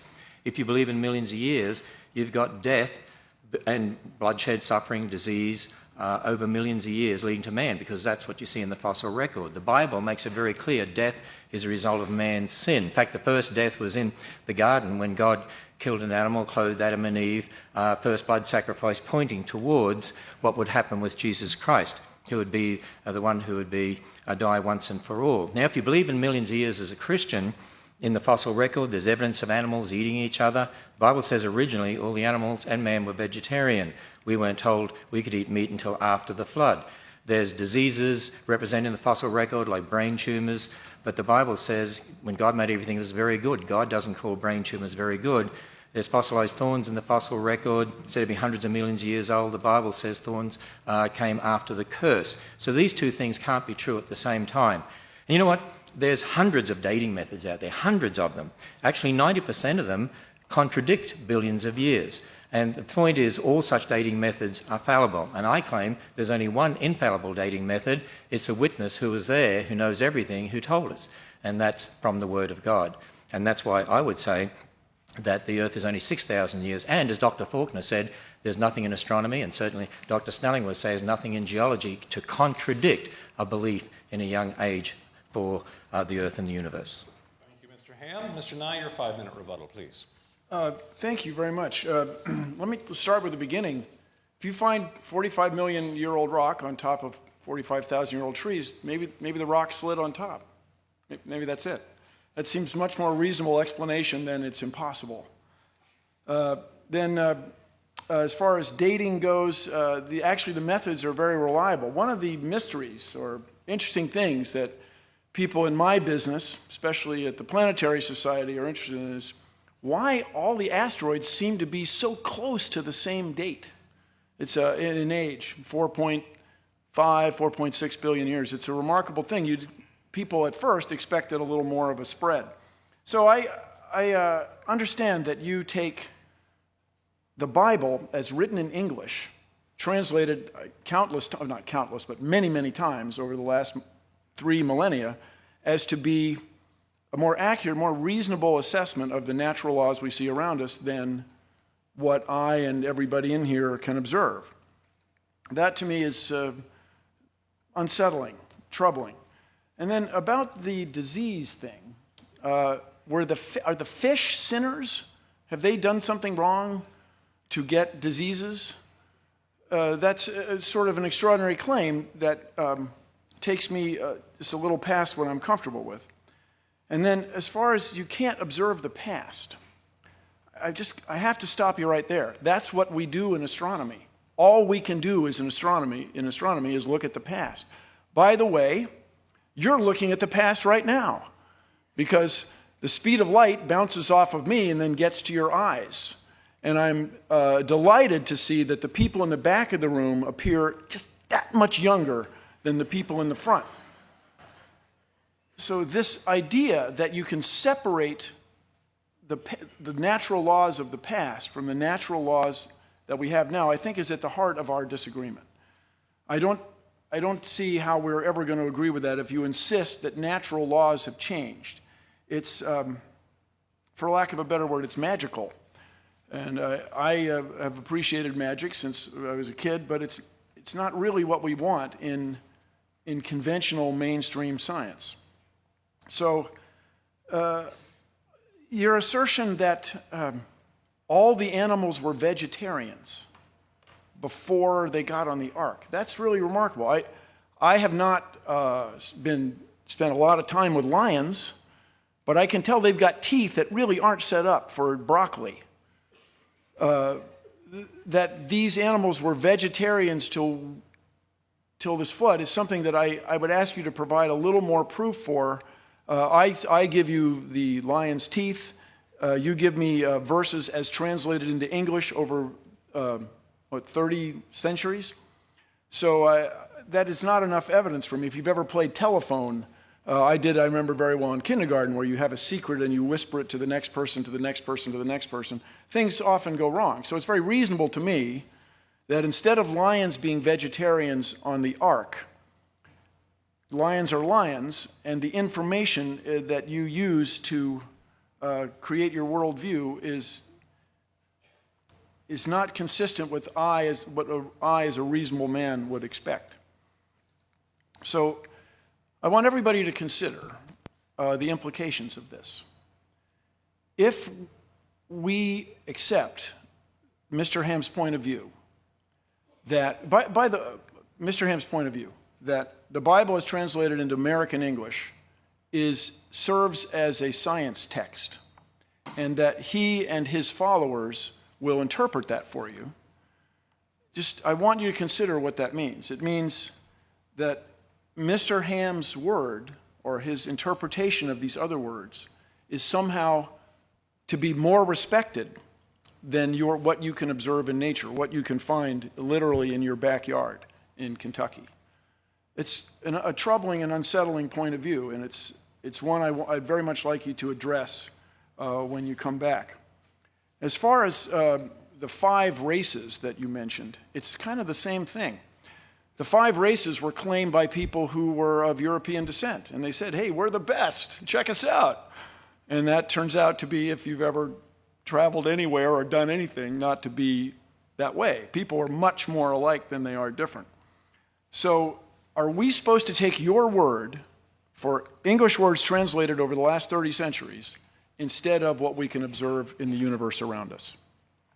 Very good. And Mr. Ham, would you like to offer your 5-minute counter rebuttal?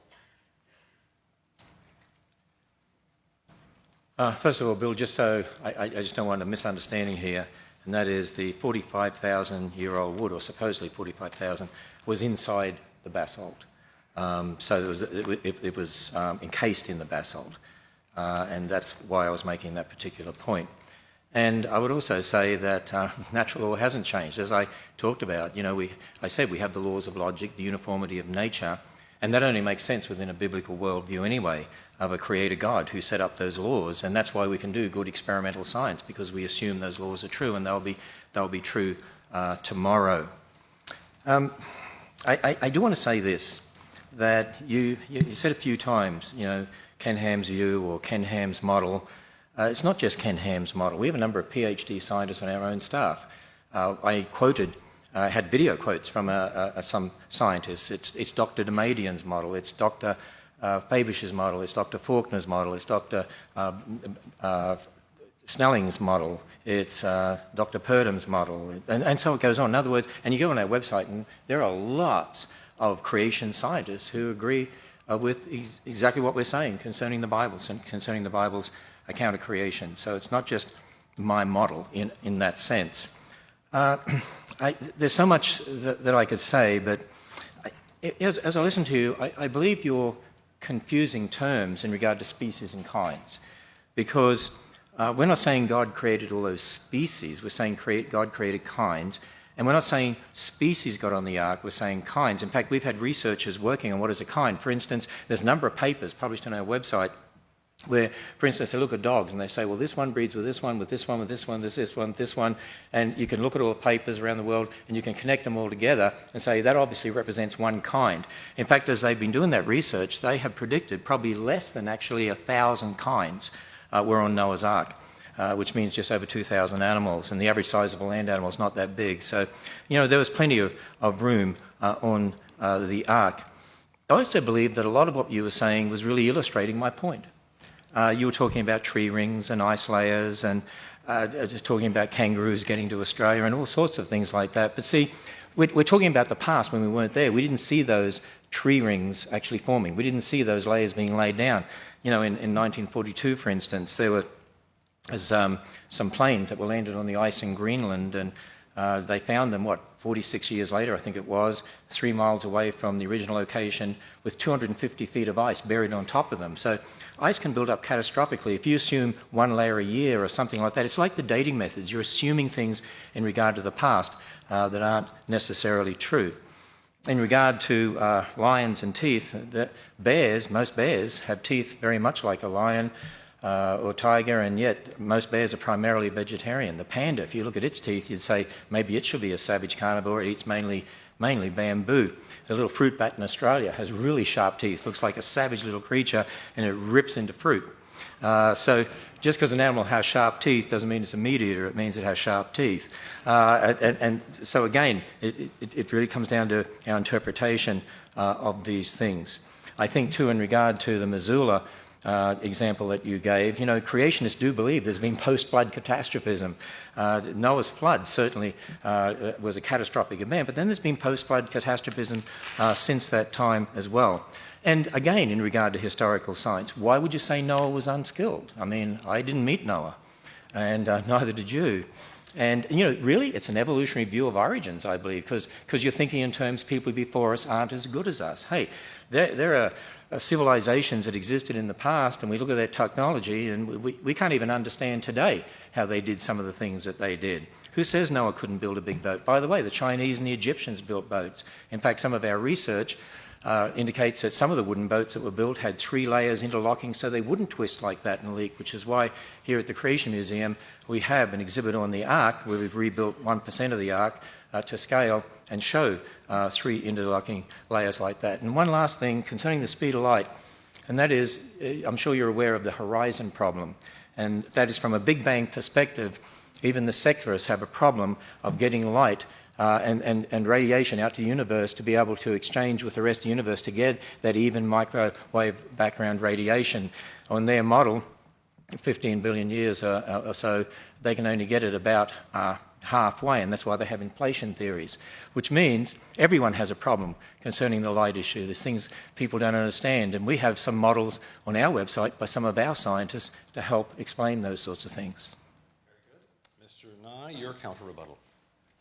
Thank you, Mr. Ham, but I'm completely unsatisfied. You did not, in my view, address just fundamental questions. 680,000 years of snow ice layers, which require a winter-summer cycle. Let's say you have 2,000 kinds instead of 7. That makes the problem even more extraordinary. Multiplying 11 by by 3.5, we get to 35, 40 species every day that we don't see. They're not extant. In fact, you probably know we're losing species due to mostly human activity and the loss of habitat.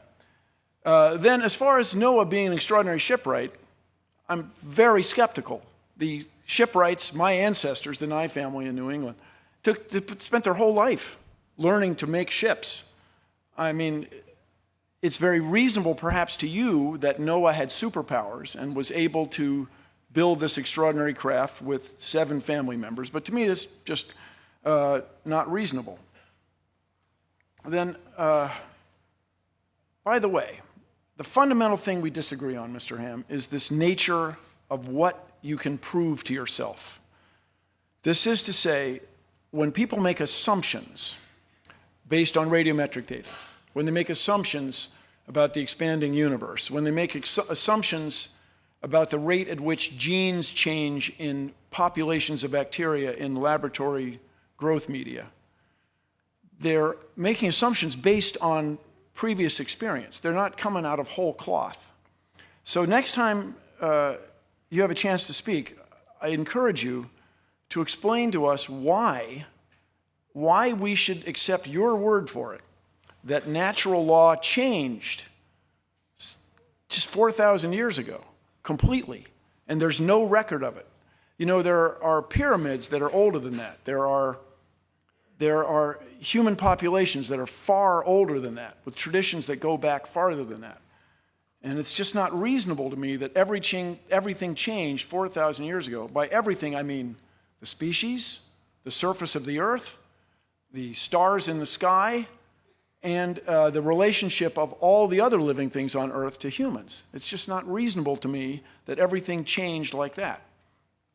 And another thing I would very much appreciate you addressing, there are billions of people in the world who are deeply religious, and I respect that.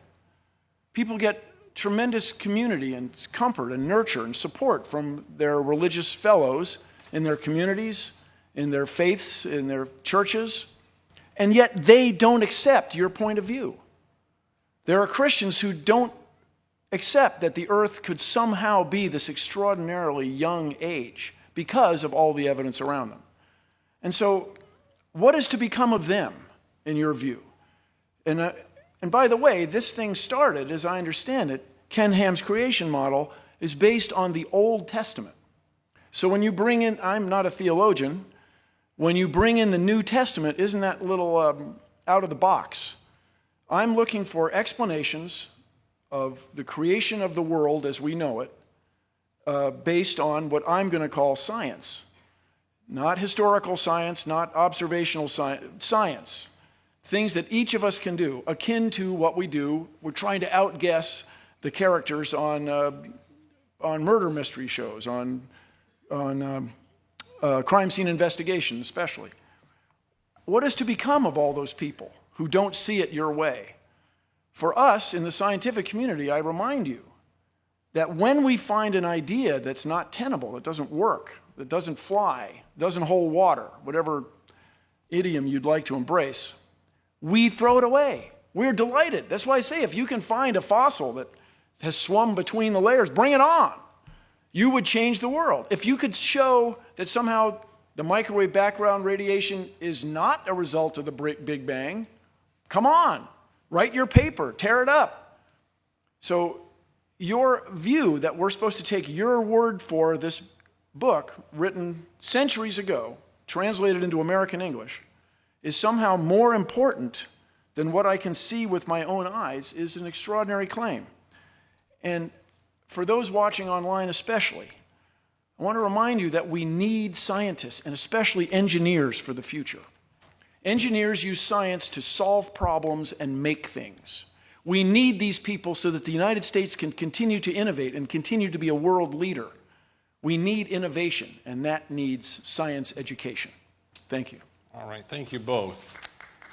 Now we're going to get to the things moving a little bit faster, and I think they may be quite interesting here. It's 40 to 45 minutes, maybe a little bit more actually, we'll have a little more, for questions and answers submitted by our audience here in the Creation Museum. Beforehand, we handed out these cards to everyone. I shuffled them here in the back, and in fact I dropped a lot of them, and then I scooped them up again. And if you saw me sorting through them here, it was to get a pile for Mr. Nye and a pile for Mr. Ham, so that we can alternate reasonably between them. Other than that, the only reason I will skip over one is if I can't read it, or if it's a question that I don't know how to read because it doesn't seem to make any sense, which sometimes happens just because of the way people write. What's going to happen is we're going to go back and forth between Mr. Nye and Mr. Ham. Each debater will have 2 minutes to answer the question addressed to him, and then the other will have 1 minute to also answer the question, even though it was addressed to the other man. And I did pull one card aside here because I noticed it was to both men, so we may be able to get to that at some point. Mr. Ham, you've been up first. If you'll hop up first this time, and Mr. Nye, you can stand by for your responses. 2 minutes. How does creationism account for the celestial bodies, planets, stars, moons, moving further and further apart, and what function does that serve in the grand design? Well, when it comes to looking at the universe, of course, we believe that in the beginning God created the heavens and the earth, and I believe our creationist astronomers would say, yeah, you can observe the universe expanding. Why God is doing that? In fact, in the Bible, it even says he stretches out the heavens and seems to indicate that there is an expansion of the universe. And so we would say, yeah, that you can observe that. That fits with what we call observational science, exactly why God did it that way. I can't answer that question, of course. because, the Bible says that God made the heavens for his glory, and that's why he made the stars that we see out there, and it's to tell us how great he is and how big he is. And in fact, I think that's the thing about the universe. The universe is so large, so big out there. One of our planetarium programs looks at this, where we go in and show you how large the universe is, and I think it shows us how great God is, how big he is, that he's an all-powerful God, he's an infinite God, an infinite, all-knowing God who created the universe to show us his power. I mean, can you imagine that? And the thing that's remarkable in the Bible, for instance, says on the fourth day of creation, and he made the stars also. It's almost like, oh, by the way, I made the stars. And just to show us, he's an all-powerful God. He's an infinite God. So I made the stars, and he made them to show us how great he is. And he is. He's an infinite creator God. And the more that you understand what that means, that God is all-powerful, infinite, you stand back in awe, you realize how small we are, you realize, wow, that God would consider this planet is so significant that he created human beings here, knowing they would sin, and yet stepped into history to die for us and be raised from the dead, to offer us the free gift of salvation. Wow, what a God. And that's what I would say when I see the universe as it is. Mr. Nye, 1 minute. Any response? There's a question that troubles us all from the time we are absolutely youngest and first able to think. And that is, where did we come from? Where did I come from? And this question is so compelling that we've invented the science of astronomy. We've invented life science. We've invented physics. We've discovered these natural laws so that we can learn more about our origin and where we came from. To you, when it says he invented the stars also, that's satisfying. You're done. Oh, good. Okay. To me, when I look at the night sky, I want to know what's out there. I'm driven. I want to know if what's out there is any part of me, and indeed it is. By the way, I find compelling, you are satisfied. And the big thing I want from you, Mr. Ham, is can you come up with something that you can predict? Do you have a creation model that predicts something that will happen in nature? And that's time. Mr. Nye, the next question is for you. How did the atoms that created the Big Bang get there? This is the great mystery. You've hit the nail on the head. No, this is so, what was before the Big Bang? This is what drives us. This is what we want to know. Let's keep looking. Let's keep searching. When I was young, it was presumed that the universe was slowing down. It's a Big Bang, except it's in outer space. There's no air, so it goes out like that. And so people presumed that it would slow down, that the universe, the gravity especially, would hold everything together, and maybe it's going to come back and explode again. And people went out, and the mathematical expression is the universe flat? This is a mathematical expression. Will the universe slow down asymptotically without ever stopping? Well, in 2004, Saul Perlmutter and his colleagues went looking for the rate at which the universe was slowing down. Let's go out and measure it. And we do it with this extraordinary system of telescopes around the world, looking at the night sky, looking for supernovae. These are standard brightness that you can infer distances with. And the universe isn't slowing down. It's accelerating. The universe is accelerating in its expansion. And do you know why? Nobody knows why. Nobody knows why. And you'll hear the expression nowadays, dark energy, dark matter, which are mathematical ideas that seem to reckon well with what seems to be the gravitational attraction of clusters of stars, galaxies, and their expansion. And then isn't it reasonable that whatever is out there causing the universe to expand is here also? And we just haven't figured out how to detect it. My friends, suppose a science student from the Commonwealth of Kentucky pursues a career in science and finds out the answer to that deep question. Where did we come from? What was before the Big Bang? To us, this is wonderful and charming and compelling. This is what makes us get up and go to work every day, is to try to solve the mysteries of the universe. And that's time. Mr. Ham, a response? Bill, I just want to let you know that there actually is a book out there that actually tells us where matter came from. And the very first sentence in that book says, "In the beginning, God created the heavens and the earth." And really that's the only thing that makes sense. It's the only thing that makes sense of why not just matter is here, where it came from, but why matter, when you look at it, we have information and language systems that build life, not just matter. And where did that come from? Because matter can never produce information. Matter can never produce a language system. Languages only come from intelligence. Information only comes from information. The Bible tells us that the things we see, like in the book of Hebrews, are made from things that are unseen. An infinite creator God who created the universe, created matter, the energy, space, mass, time, universe, and created the information for life. It's the only thing that makes logical sense. All right, Mr. Ham, a new question here. The overwhelming majority of people in the scientific community have presented valid physical evidence, such as carbon dating and fossils, to support evolutionary theory. What evidence besides the literal word of the Bible supports creationism? Well, first of all, I often hear people talking about the majority. I would agree that the majority of scientists would believe in millions of years. The majority would believe in evolution, but there's a large group out there that certainly don't. But the first thing I want to say is that it's not the majority that's a judge of truth. There have been many times in the past when the majority have got it wrong. The majority of doctors in England once thought after you cut up bodies you could go and deliver babies, and wonder why the death rate was high in hospitals till they found out about diseases caused by bacteria and so on. The majority once thought the appendix was a leftover organ from our evolutionary ancestry, so when it's okay, rip it out. When it's disease, rip it out, rip it out anyway. But these days we know that it's for the immune system, and it's very, very important. So, first it's important to understand that just because the majority believes something doesn't mean that it's true. And then, I'm sorry, I missed the last part of the question there. What was the... Make sure I have the right question here. About carbon dating. So what evidence besides the literal word of the Bible supports creationism? One of the things I was doing was I was making predictions. I made some predictions. There's a whole list of predictions. And I was saying, if the Bible's right, and we're all descendants of Adam and Eve, there's one race. And I went through and talked about that.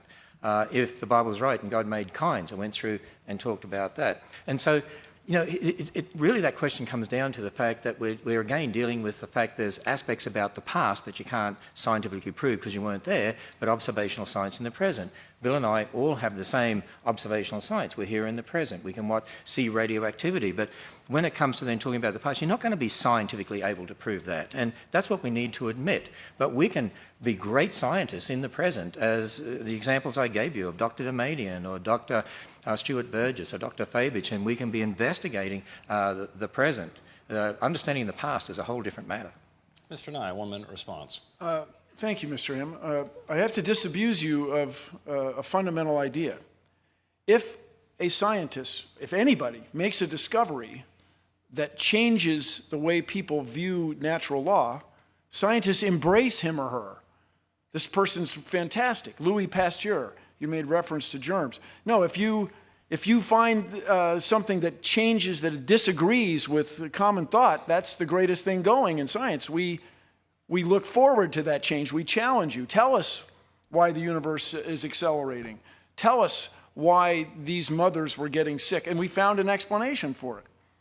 And but just the idea that the majority has sway in science is true only up to a point. And then the other thing I just want to point out, what you may have missed in evolutionary explanations of life is it's the mechanism by which we add complexity. The Earth is getting energy from the sun all the time, and that energy is used to make life forms somewhat more complex. And that's time. New question for you, Mr. Nye. How did consciousness come from matter? Don't know. This is a great mystery. A dear friend of mine is a neurologist. She studies the nature of consciousness. Now, I will say, I used to embrace a joke about dogs. Who doesn't? And you can say, this guy remarked, I've never seen a dog paralyzed by self-doubt. Actually, I have. Furthermore, the thing that we celebrate, there are 3 sundials on the planet Mars that bear an inscription to the future, to those who visit here We wish a safe journey and the joy of discovery. It's inherently optimistic about the future of humankind, that we will one day walk on Mars. But the joy of discovery, that's what drives us. The joy of finding out what's going on. So we don't know where consciousness comes from, but we want to find out. Furthermore, I'll tell you, it's deep within us. I claim that I have spent time with dogs that have had the joy of discovery. It's way inside us. We have one ancestor, as near as we can figure. And by the way, if you can find what we in science call a second Genesis, this is to say, did life start another way on the earth? There are researchers at Astrobiology Institute, researchers supported by NASA, your tax dollars, that are looking for answer to that very question. Is it possible that life could start another way? Is there some sort of life form akin to science fiction that's crystal instead of membranous? This would be a fantastic discovery that would change the world. The nature of consciousness is a mystery. I challenge the young people here to investigate that very question. And I remind you, taxpayers and voters that might be watching, if we do not embrace the process of science, I mean in the mainstream, we will fall behind economically. This is a point I can't say enough. Mr. Ham, a 1-minute response. Bill, I do want to say that there is a book out there that does document where consciousness came from. And in that book, the one who created us said that he made man in his image, and he breathed into man, and he became a living being. And so the Bible does document that. That's where consciousness came from, that God gave it to us. And the other thing I want to say is, I'm sort of a little, I have a mystery, and that is you talk about the joy of discovery, but you also say that when you die, it's over, and that's the end of you. And if when you die, it's over, and you don't even remember you were here, what's the point of the joy of discovery anyway? I mean, in an ultimate sense. I mean, you won't ever know you were ever here, and no one who knew you will know they were ever here ultimately, so what's the point anyway? I love the joy of discovery because this is God's creation, and I'm finding more out about that to take dominion for man's good and for God's glory. Time. Mr. Ham, a new question. This is a simple question, I suppose, but one that actually is fairly profound for all of us in our lives. What, if anything, would ever change your mind?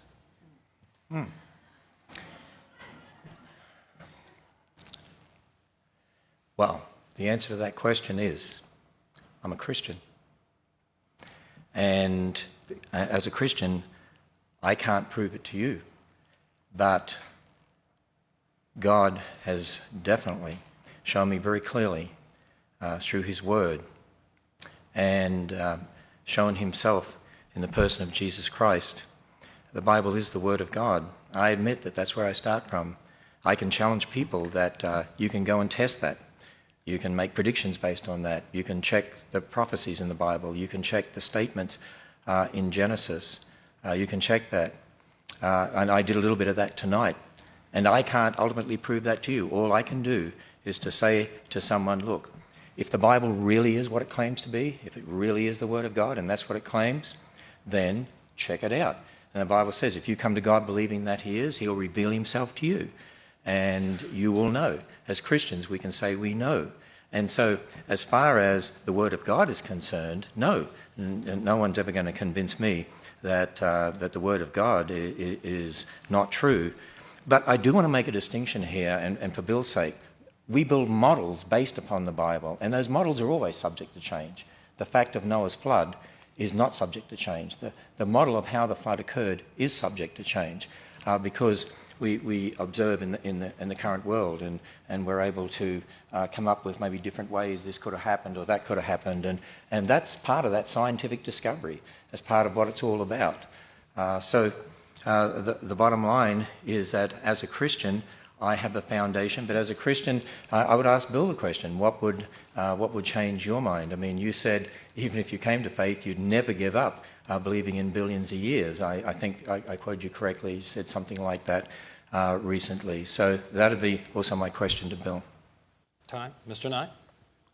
We would just need one piece of evidence. We would need the fossil that swam from one layer to another. We would need evidence that the universe is not expanding. We would need evidence that the stars appear to be far away, but they're not.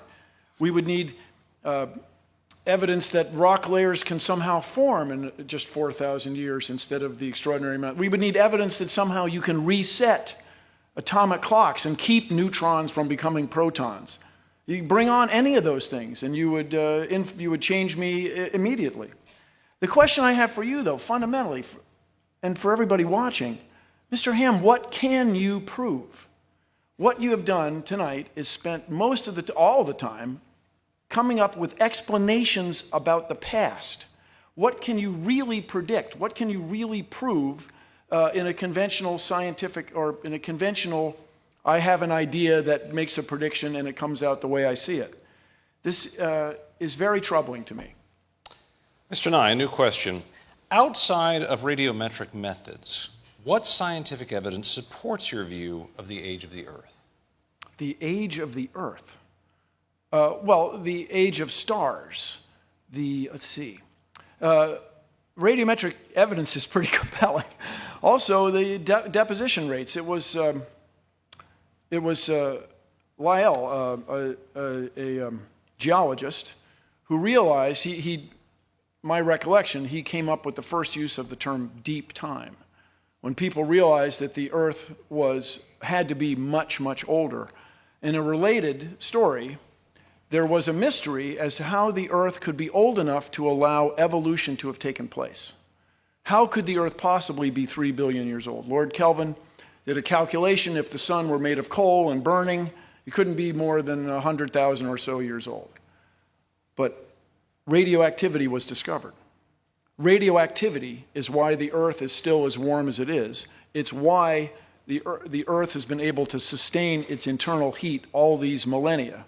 And this discovery, it's something like this question, without radiometric dating, how would you view the age of the Earth? To me, it's akin to the expression, well, if things were any other way, things would be different. This is to say, that's not how the world is. Radiometric dating does exist. Neutrons do become protons, and that's our level of understanding today. The universe is accelerating. These are all provable facts. That there was a flood 4,000 years ago is not provable. In fact, the evidence, for me at least, as a reasonable man, is overwhelming that it couldn't possibly have happened. There's no evidence for it. Furthermore, Mr. Ham, you never quite addressed this issue of the skulls.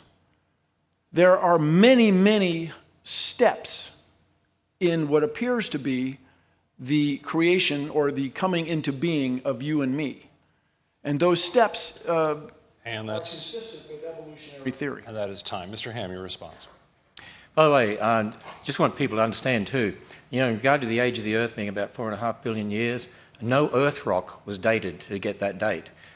They dated meteorites, and because they assumed meteorites were same age as the Earth, left over from the formation of the solar system, that's where that comes from. People think they dated rocks on the Earth to get the 4.5 billion years. That's just not true. And the other point that I was making, and I just put this slide back up because I happen to just have it here, and that is, I said at the end of my first rebuttal time that there are hundreds of physical processes that set limits on the age of the Earth. Here's the point.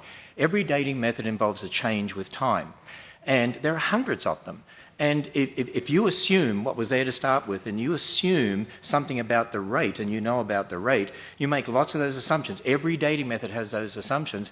Most of the dating methods, 90% of them, contradict the billions of years. There's no absolute age dating method from scientific method because you can't prove scientifically young or old.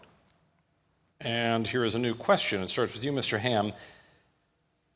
Can you reconcile the change in the rate continents are now drifting versus how quickly they must have traveled at creation 6,000 years ago? The rate, sorry, I missed that word. Can you reconcile the speed at which continents are now drifting today to the rate they would have had to have traveled 6,000 years ago to reach where we are now? I think that's the question. Okay, I think I understand the question. Actually, this again illustrates exactly what I'm talking about in regard to historical science and observational science. We can look at continents today, and we have scientists who've written papers about this on our website. I'm definitely not an expert in this area, I don't claim to be, but there are scientists, even Dr. Andrew Snelling our PhD geologist, has done a lot of research here too as well, and there are others out there into plate tectonics and continental drift. And certainly we can see movements of plates today. And if you look at those movements, and if you assume the way it's moving today, the rate it's moving, that it's always been that way in the past, see, that's an assumption. That's the problem when it comes to understanding these things. You can observe movement, but then to assume that it's always been like that in the past, that's historical science. And in fact, we would believe basically in catastrophic plate tectonics, that as a result of the flood, at the time of the flood, there was catastrophic breakup of the Earth's surface. And what we're seeing now is sort of, if you like, a remnant of that movement. And so we do not deny the movement, we do not deny the plates. What we would deny is that you can use what you see today as a basis for just extrapolating into the past. It's the same with the flood. You can say, well, layers today only get laid down slowly in places, but if there was a global flood, that would have changed all of that. Again, it's this emphasis on historical science and observational science. And I would encourage people to go to our website at Answers in Genesis, because we do have a number of papers, in fact, very technical papers. Dr. John Baumgartner is one who's written some very extensive work dealing with this very issue. On the basis of the Bible, of course, we believe there's one continent to start with because the waters were gathered together into one place. So we do believe that the continent has split up, but particularly the flood had a lot to do with that. And time on that. Mr. Nye, a response. It must have been easier for you to explain this a century ago, before the existence of tectonic plates was proven. If you go into a clock store and there's a bunch of clocks, they're not all going to say exactly the same thing. Do you think that they're all wrong? The reason that we acknowledge the rate at which continents are drifting apart, one of the reasons, is we see what's called sea floor spreading in the mid-Atlantic. The Earth's magnetic field has reversed over the millennia, and as it does, it leaves a signature in the rocks as the continental plates drift apart. So you can measure how fast the continents were spreading. That's how we do it on the outside. As I said, I lived in Washington State when Mount St. Helens exploded. That's a result of a continental plate going under another continental plate and cracking, and this water-laden rock led to a steam explosion. That's how we do it on the outside. And this is a question for you, Mr. Nye, but I guess I can put it to both of you. One-word answer, please. Favorite color? I will go along with most people and say green, and it's an irony that green plants reflect green light. Did I not say one-word answer? Most of the light. I said one-word answer. Most of the light from the sun is green, yet they color? reflect it. It's a mystery. Well, can I have 3 words, so you see had 300? You can have 3. Okay. Observational science, blue. All right. We're back to you, Mr. Nye. How do you balance the theory of evolution with the second law of thermodynamics? And I'd like to add a question here. What is the second law of thermodynamics? Oh, second law of thermodynamics is fantastic. And I call the words of Eddington, who said, if you have a theory that disagrees with Isaac Newton, that's a great theory. If you have a theory that disagrees with relativity, wow, you've changed the world, that's great. But if your theory disagrees with the second law of thermodynamics, I can offer you no hope. I can't help you. And the second law of thermodynamics basically is where you lose energy to heat. This is why car engines are about 30% efficient. That's it, thermodynamically. That's why you want the hottest explosion you can get in the coldest outside environment. You have to have a difference between hot and cold, and that difference can be assessed scientifically or mathematically with this word entropy, this disorder of molecules. But the fundamental thing that this questioner has missed is the Earth is not a closed system. So there's energy pouring in here from the sun, if I may, day and night, because the night it's pouring in on the other side. And so that energy is what drives living things on Earth, especially for, in our case, plants. By the way, if you're here in Kentucky, about a third and maybe a half of the oxygen you breathe is made in the ocean by phytoplankton, and they get their energy from the sun. So the second law of thermodynamics is a wonderful thing. It has allowed us to have everything you see in this room, because our power generation depends on the robust and extremely precise computation of how much energy is in burning fuel, whether it's nuclear fuel or fossil fuel or some extraordinary fuel to be discovered in the future. The second law of thermodynamics will govern any turbine that makes electricity that we all depend on and allowed all these shapes to exist. Any response, Mr. Ham? Let me just say two things, if I can, if a minute goes that fast or long. One is, you know what? Here's a point we need to understand. You can have all the energy that you want, but energy or matter will never produce life. God imposed information, language system, and that's how we have life. Matter by itself could never produce life, no matter what energy you have. And, you know, even if you've got a dead stick, you can have all the energy in the world in that dead stick, it's going to decay. And it's not going to produce life. From a creationist perspective, we certainly agree. I mean, before man sinned, you know, there was digestion and so on, but because of the fall, now things are running down. God doesn't hold everything together as he did back then. So now we see, in regard to the second law of thermodynamics, we would say it's sort of, in a sense, a bit out of control now compared to what it was originally, which is why we have a running down universe. And that's time. A new question for you, Mr. Ham. Hypothetically, if evidence existed that caused you to have to admit that the earth was older than 10,000 years and creation did not occur over 6 days, would you still believe in God and the historical Jesus of Nazareth and that Jesus was the Son of God? Well, I've been emphasizing all night. You cannot ever prove using the scientific method in the present, you can't prove the age of the earth. So you can never prove it's old. So there is no hypothetical because you can't do that. Now, we can certainly use methods in the present and making assumptions. I mean, creationists use methods that change over time. As I said, there's hundreds of physical processes that you can use, but they set limits on the age of the universe, but you can't ultimately prove the age of the earth, not using the scientific method.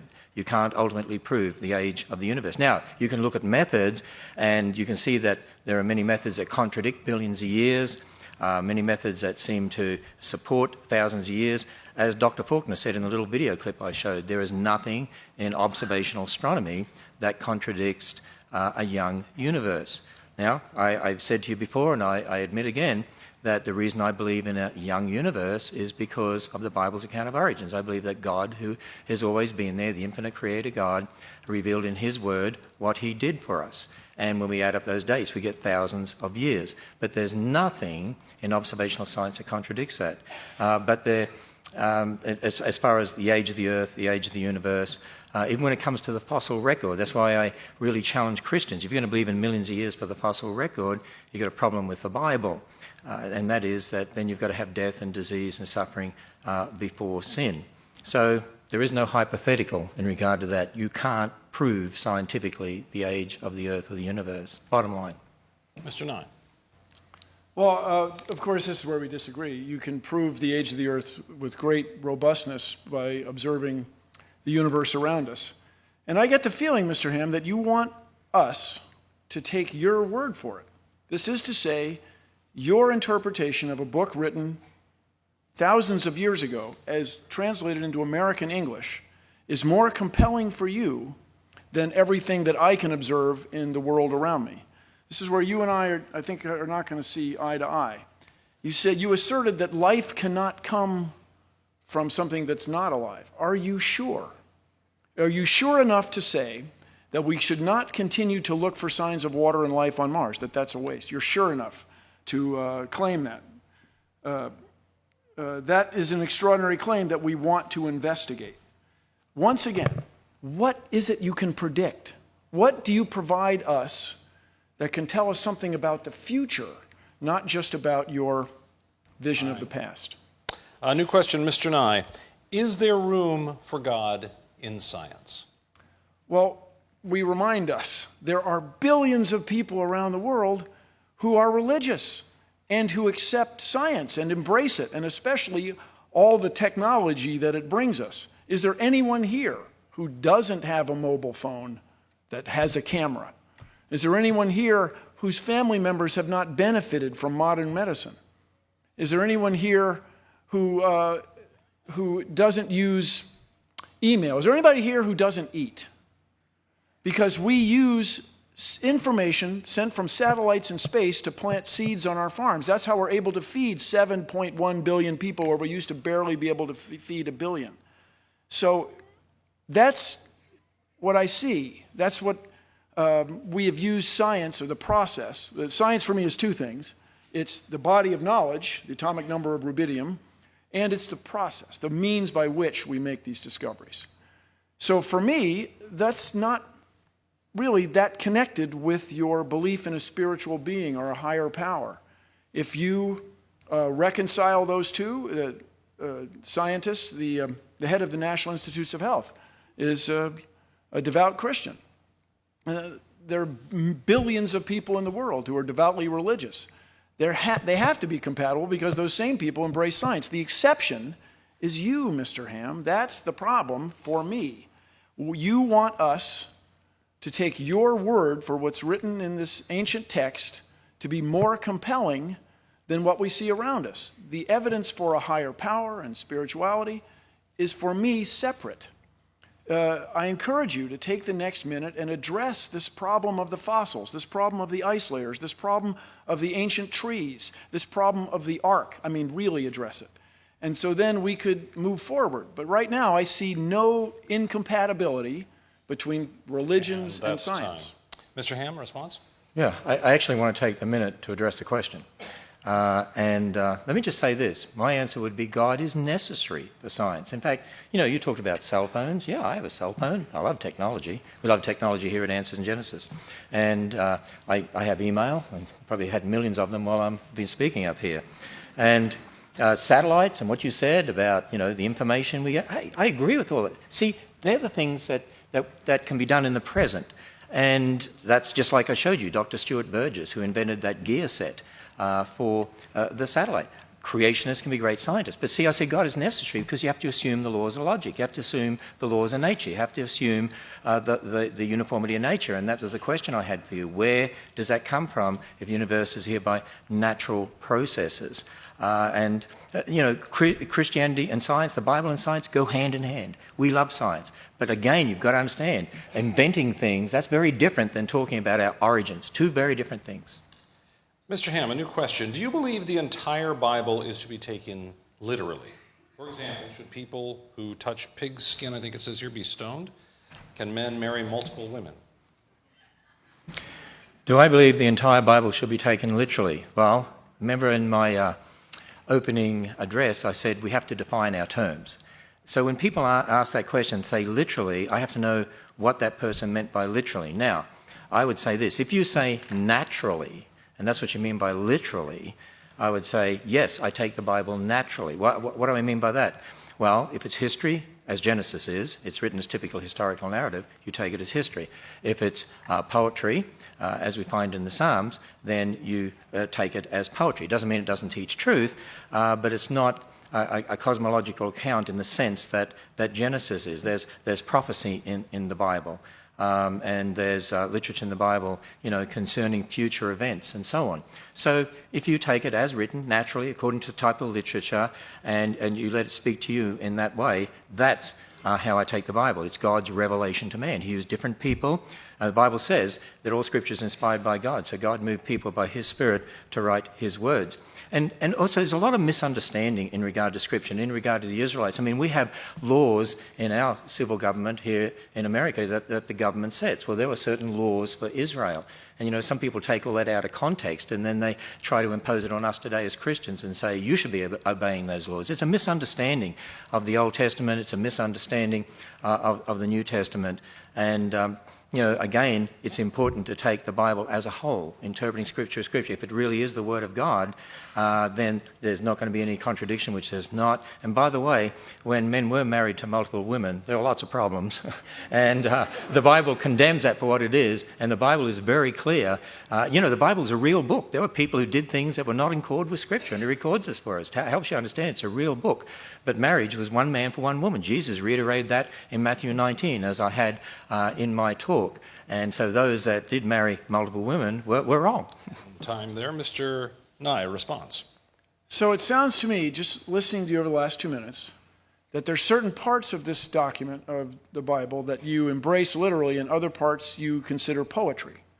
So it sounds to me in those last 2 minutes like you're going to take what you like, interpret literally, and other passages you're going to interpret as poetic or descriptions of human events. All that aside, I'll just say scientifically, or as a reasonable man, it doesn't seem possible that all these things that contradict your literal interpretation of those first few passages, all those things that contradict that, I find unsettling when you want me to embrace the rest of it as literal.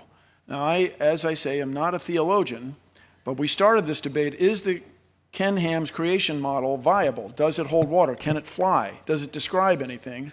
And I'm still looking for an answer. And time on that. Mr. Nye, here's a new question. I believe this was miswritten here because they've repeated a word, but I think I know what they were trying to ask. Have you ever believed that evolution was accomplished through way of a higher power? I think that's what they're trying to ask here. This is the intelligent design question, I think. If so, why or why not? Why could not the evolutionary process be accomplished in this way? Okay, I think you may have changed the question just a little bit. No, it's all good. The word-for-word question is, have you ever believed that evolution partook through way of evolution?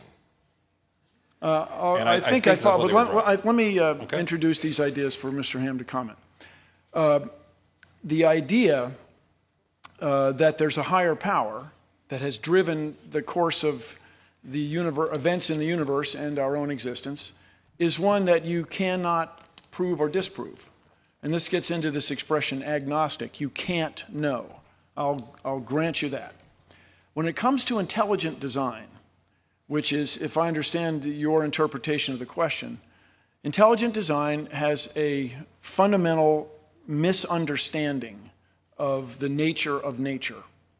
This is to say, the old expression is if you were to find a watch in the field and you'd pick it up, you would realize that it was created by somebody who was thinking ahead, somebody with an organization chart with somebody at the top, and he'd order screws from screw manufacturers and springs from spring manufacturers and glass crystals from crystal manufacturers.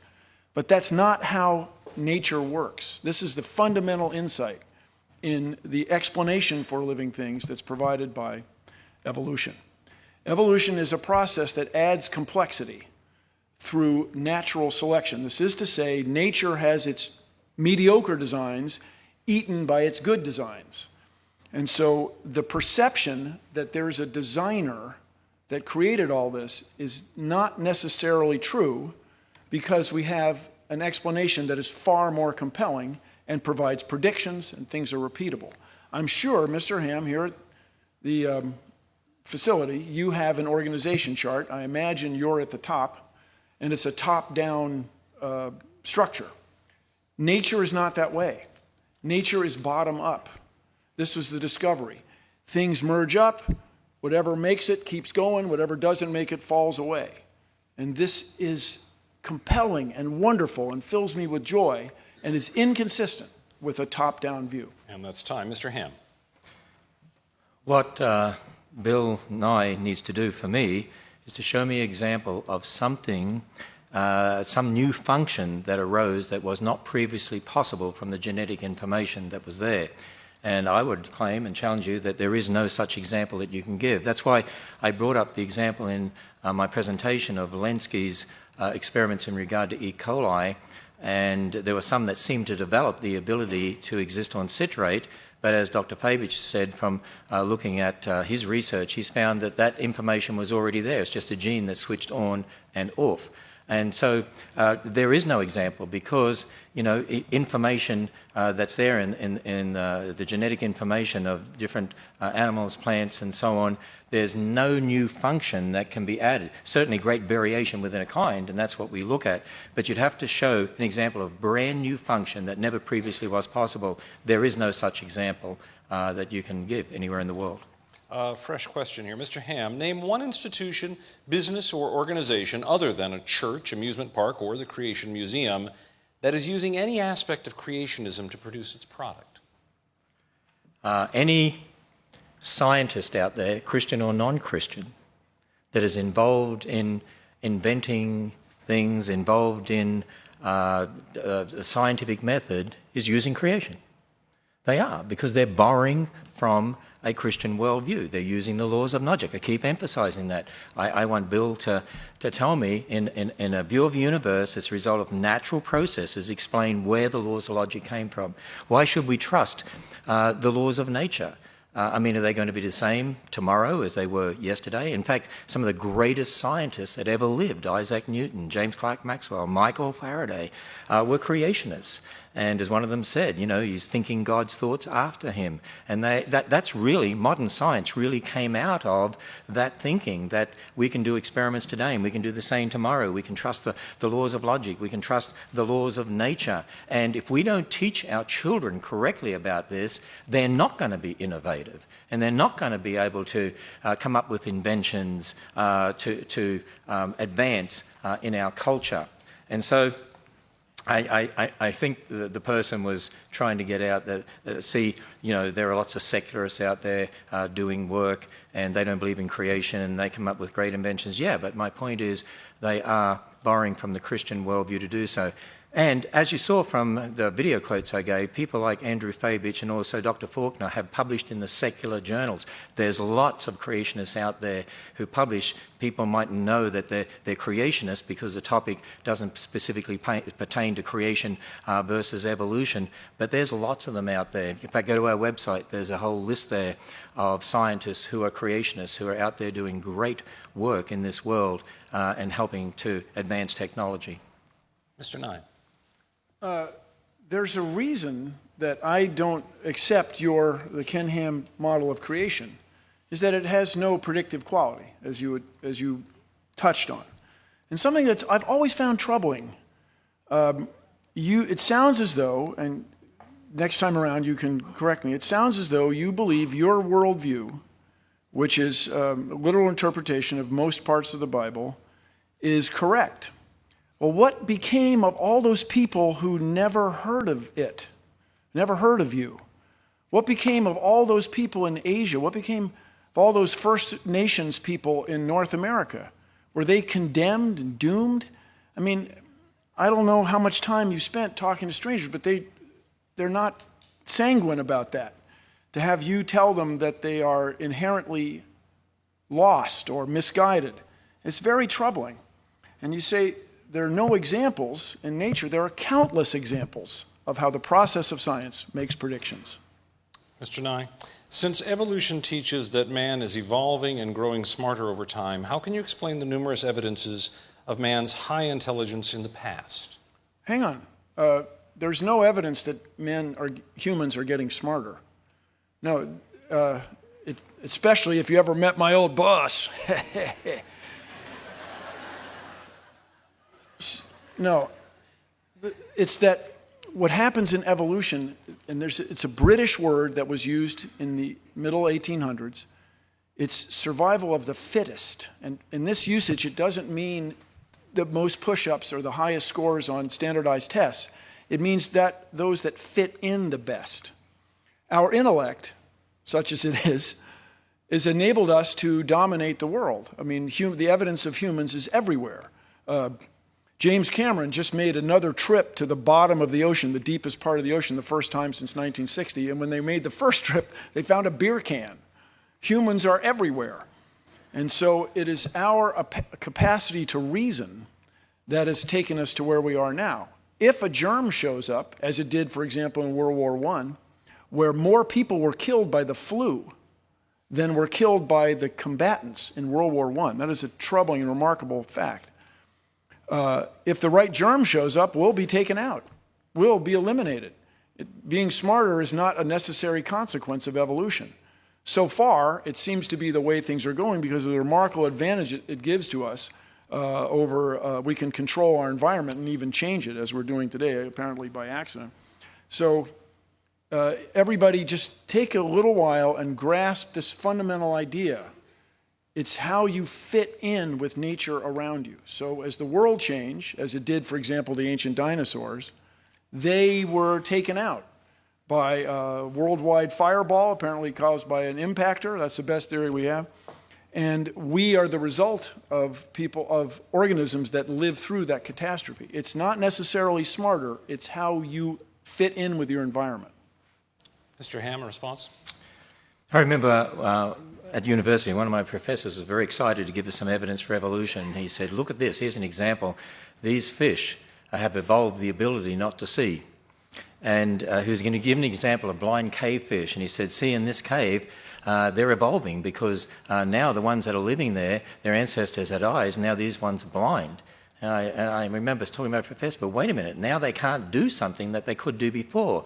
They might have an advantage in this sense, in a situation that's dark like that. Those with eyes might have got diseases and died out. Those that had mutations for no eyes are the ones that survived. It's not survival of the fittest, it's survival of those who survive.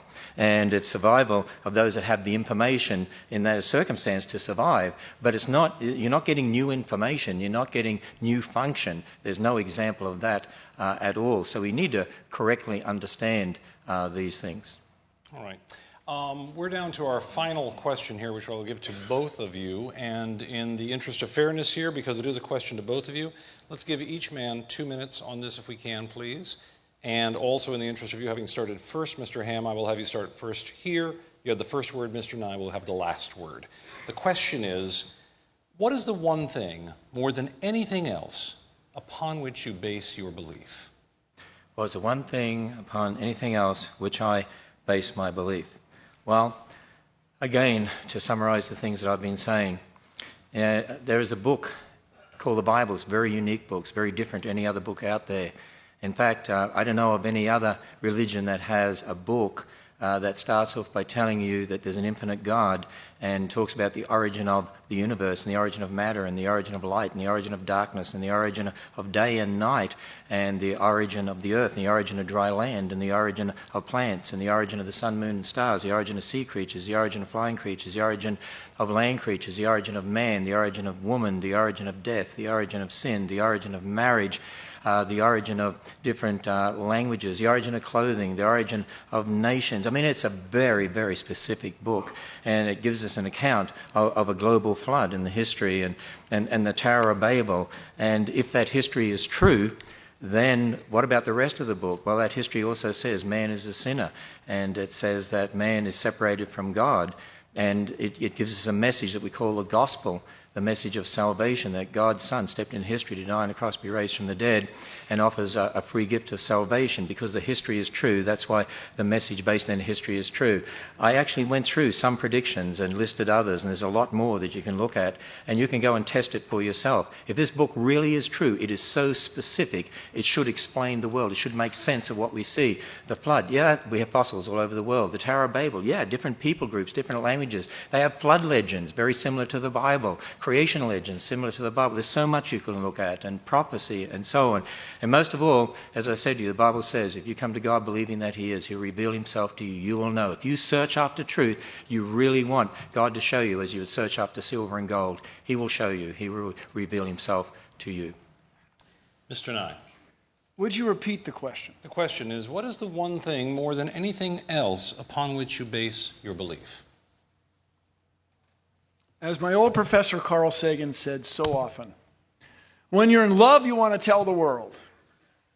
And I base my beliefs on the information and the process that we call science.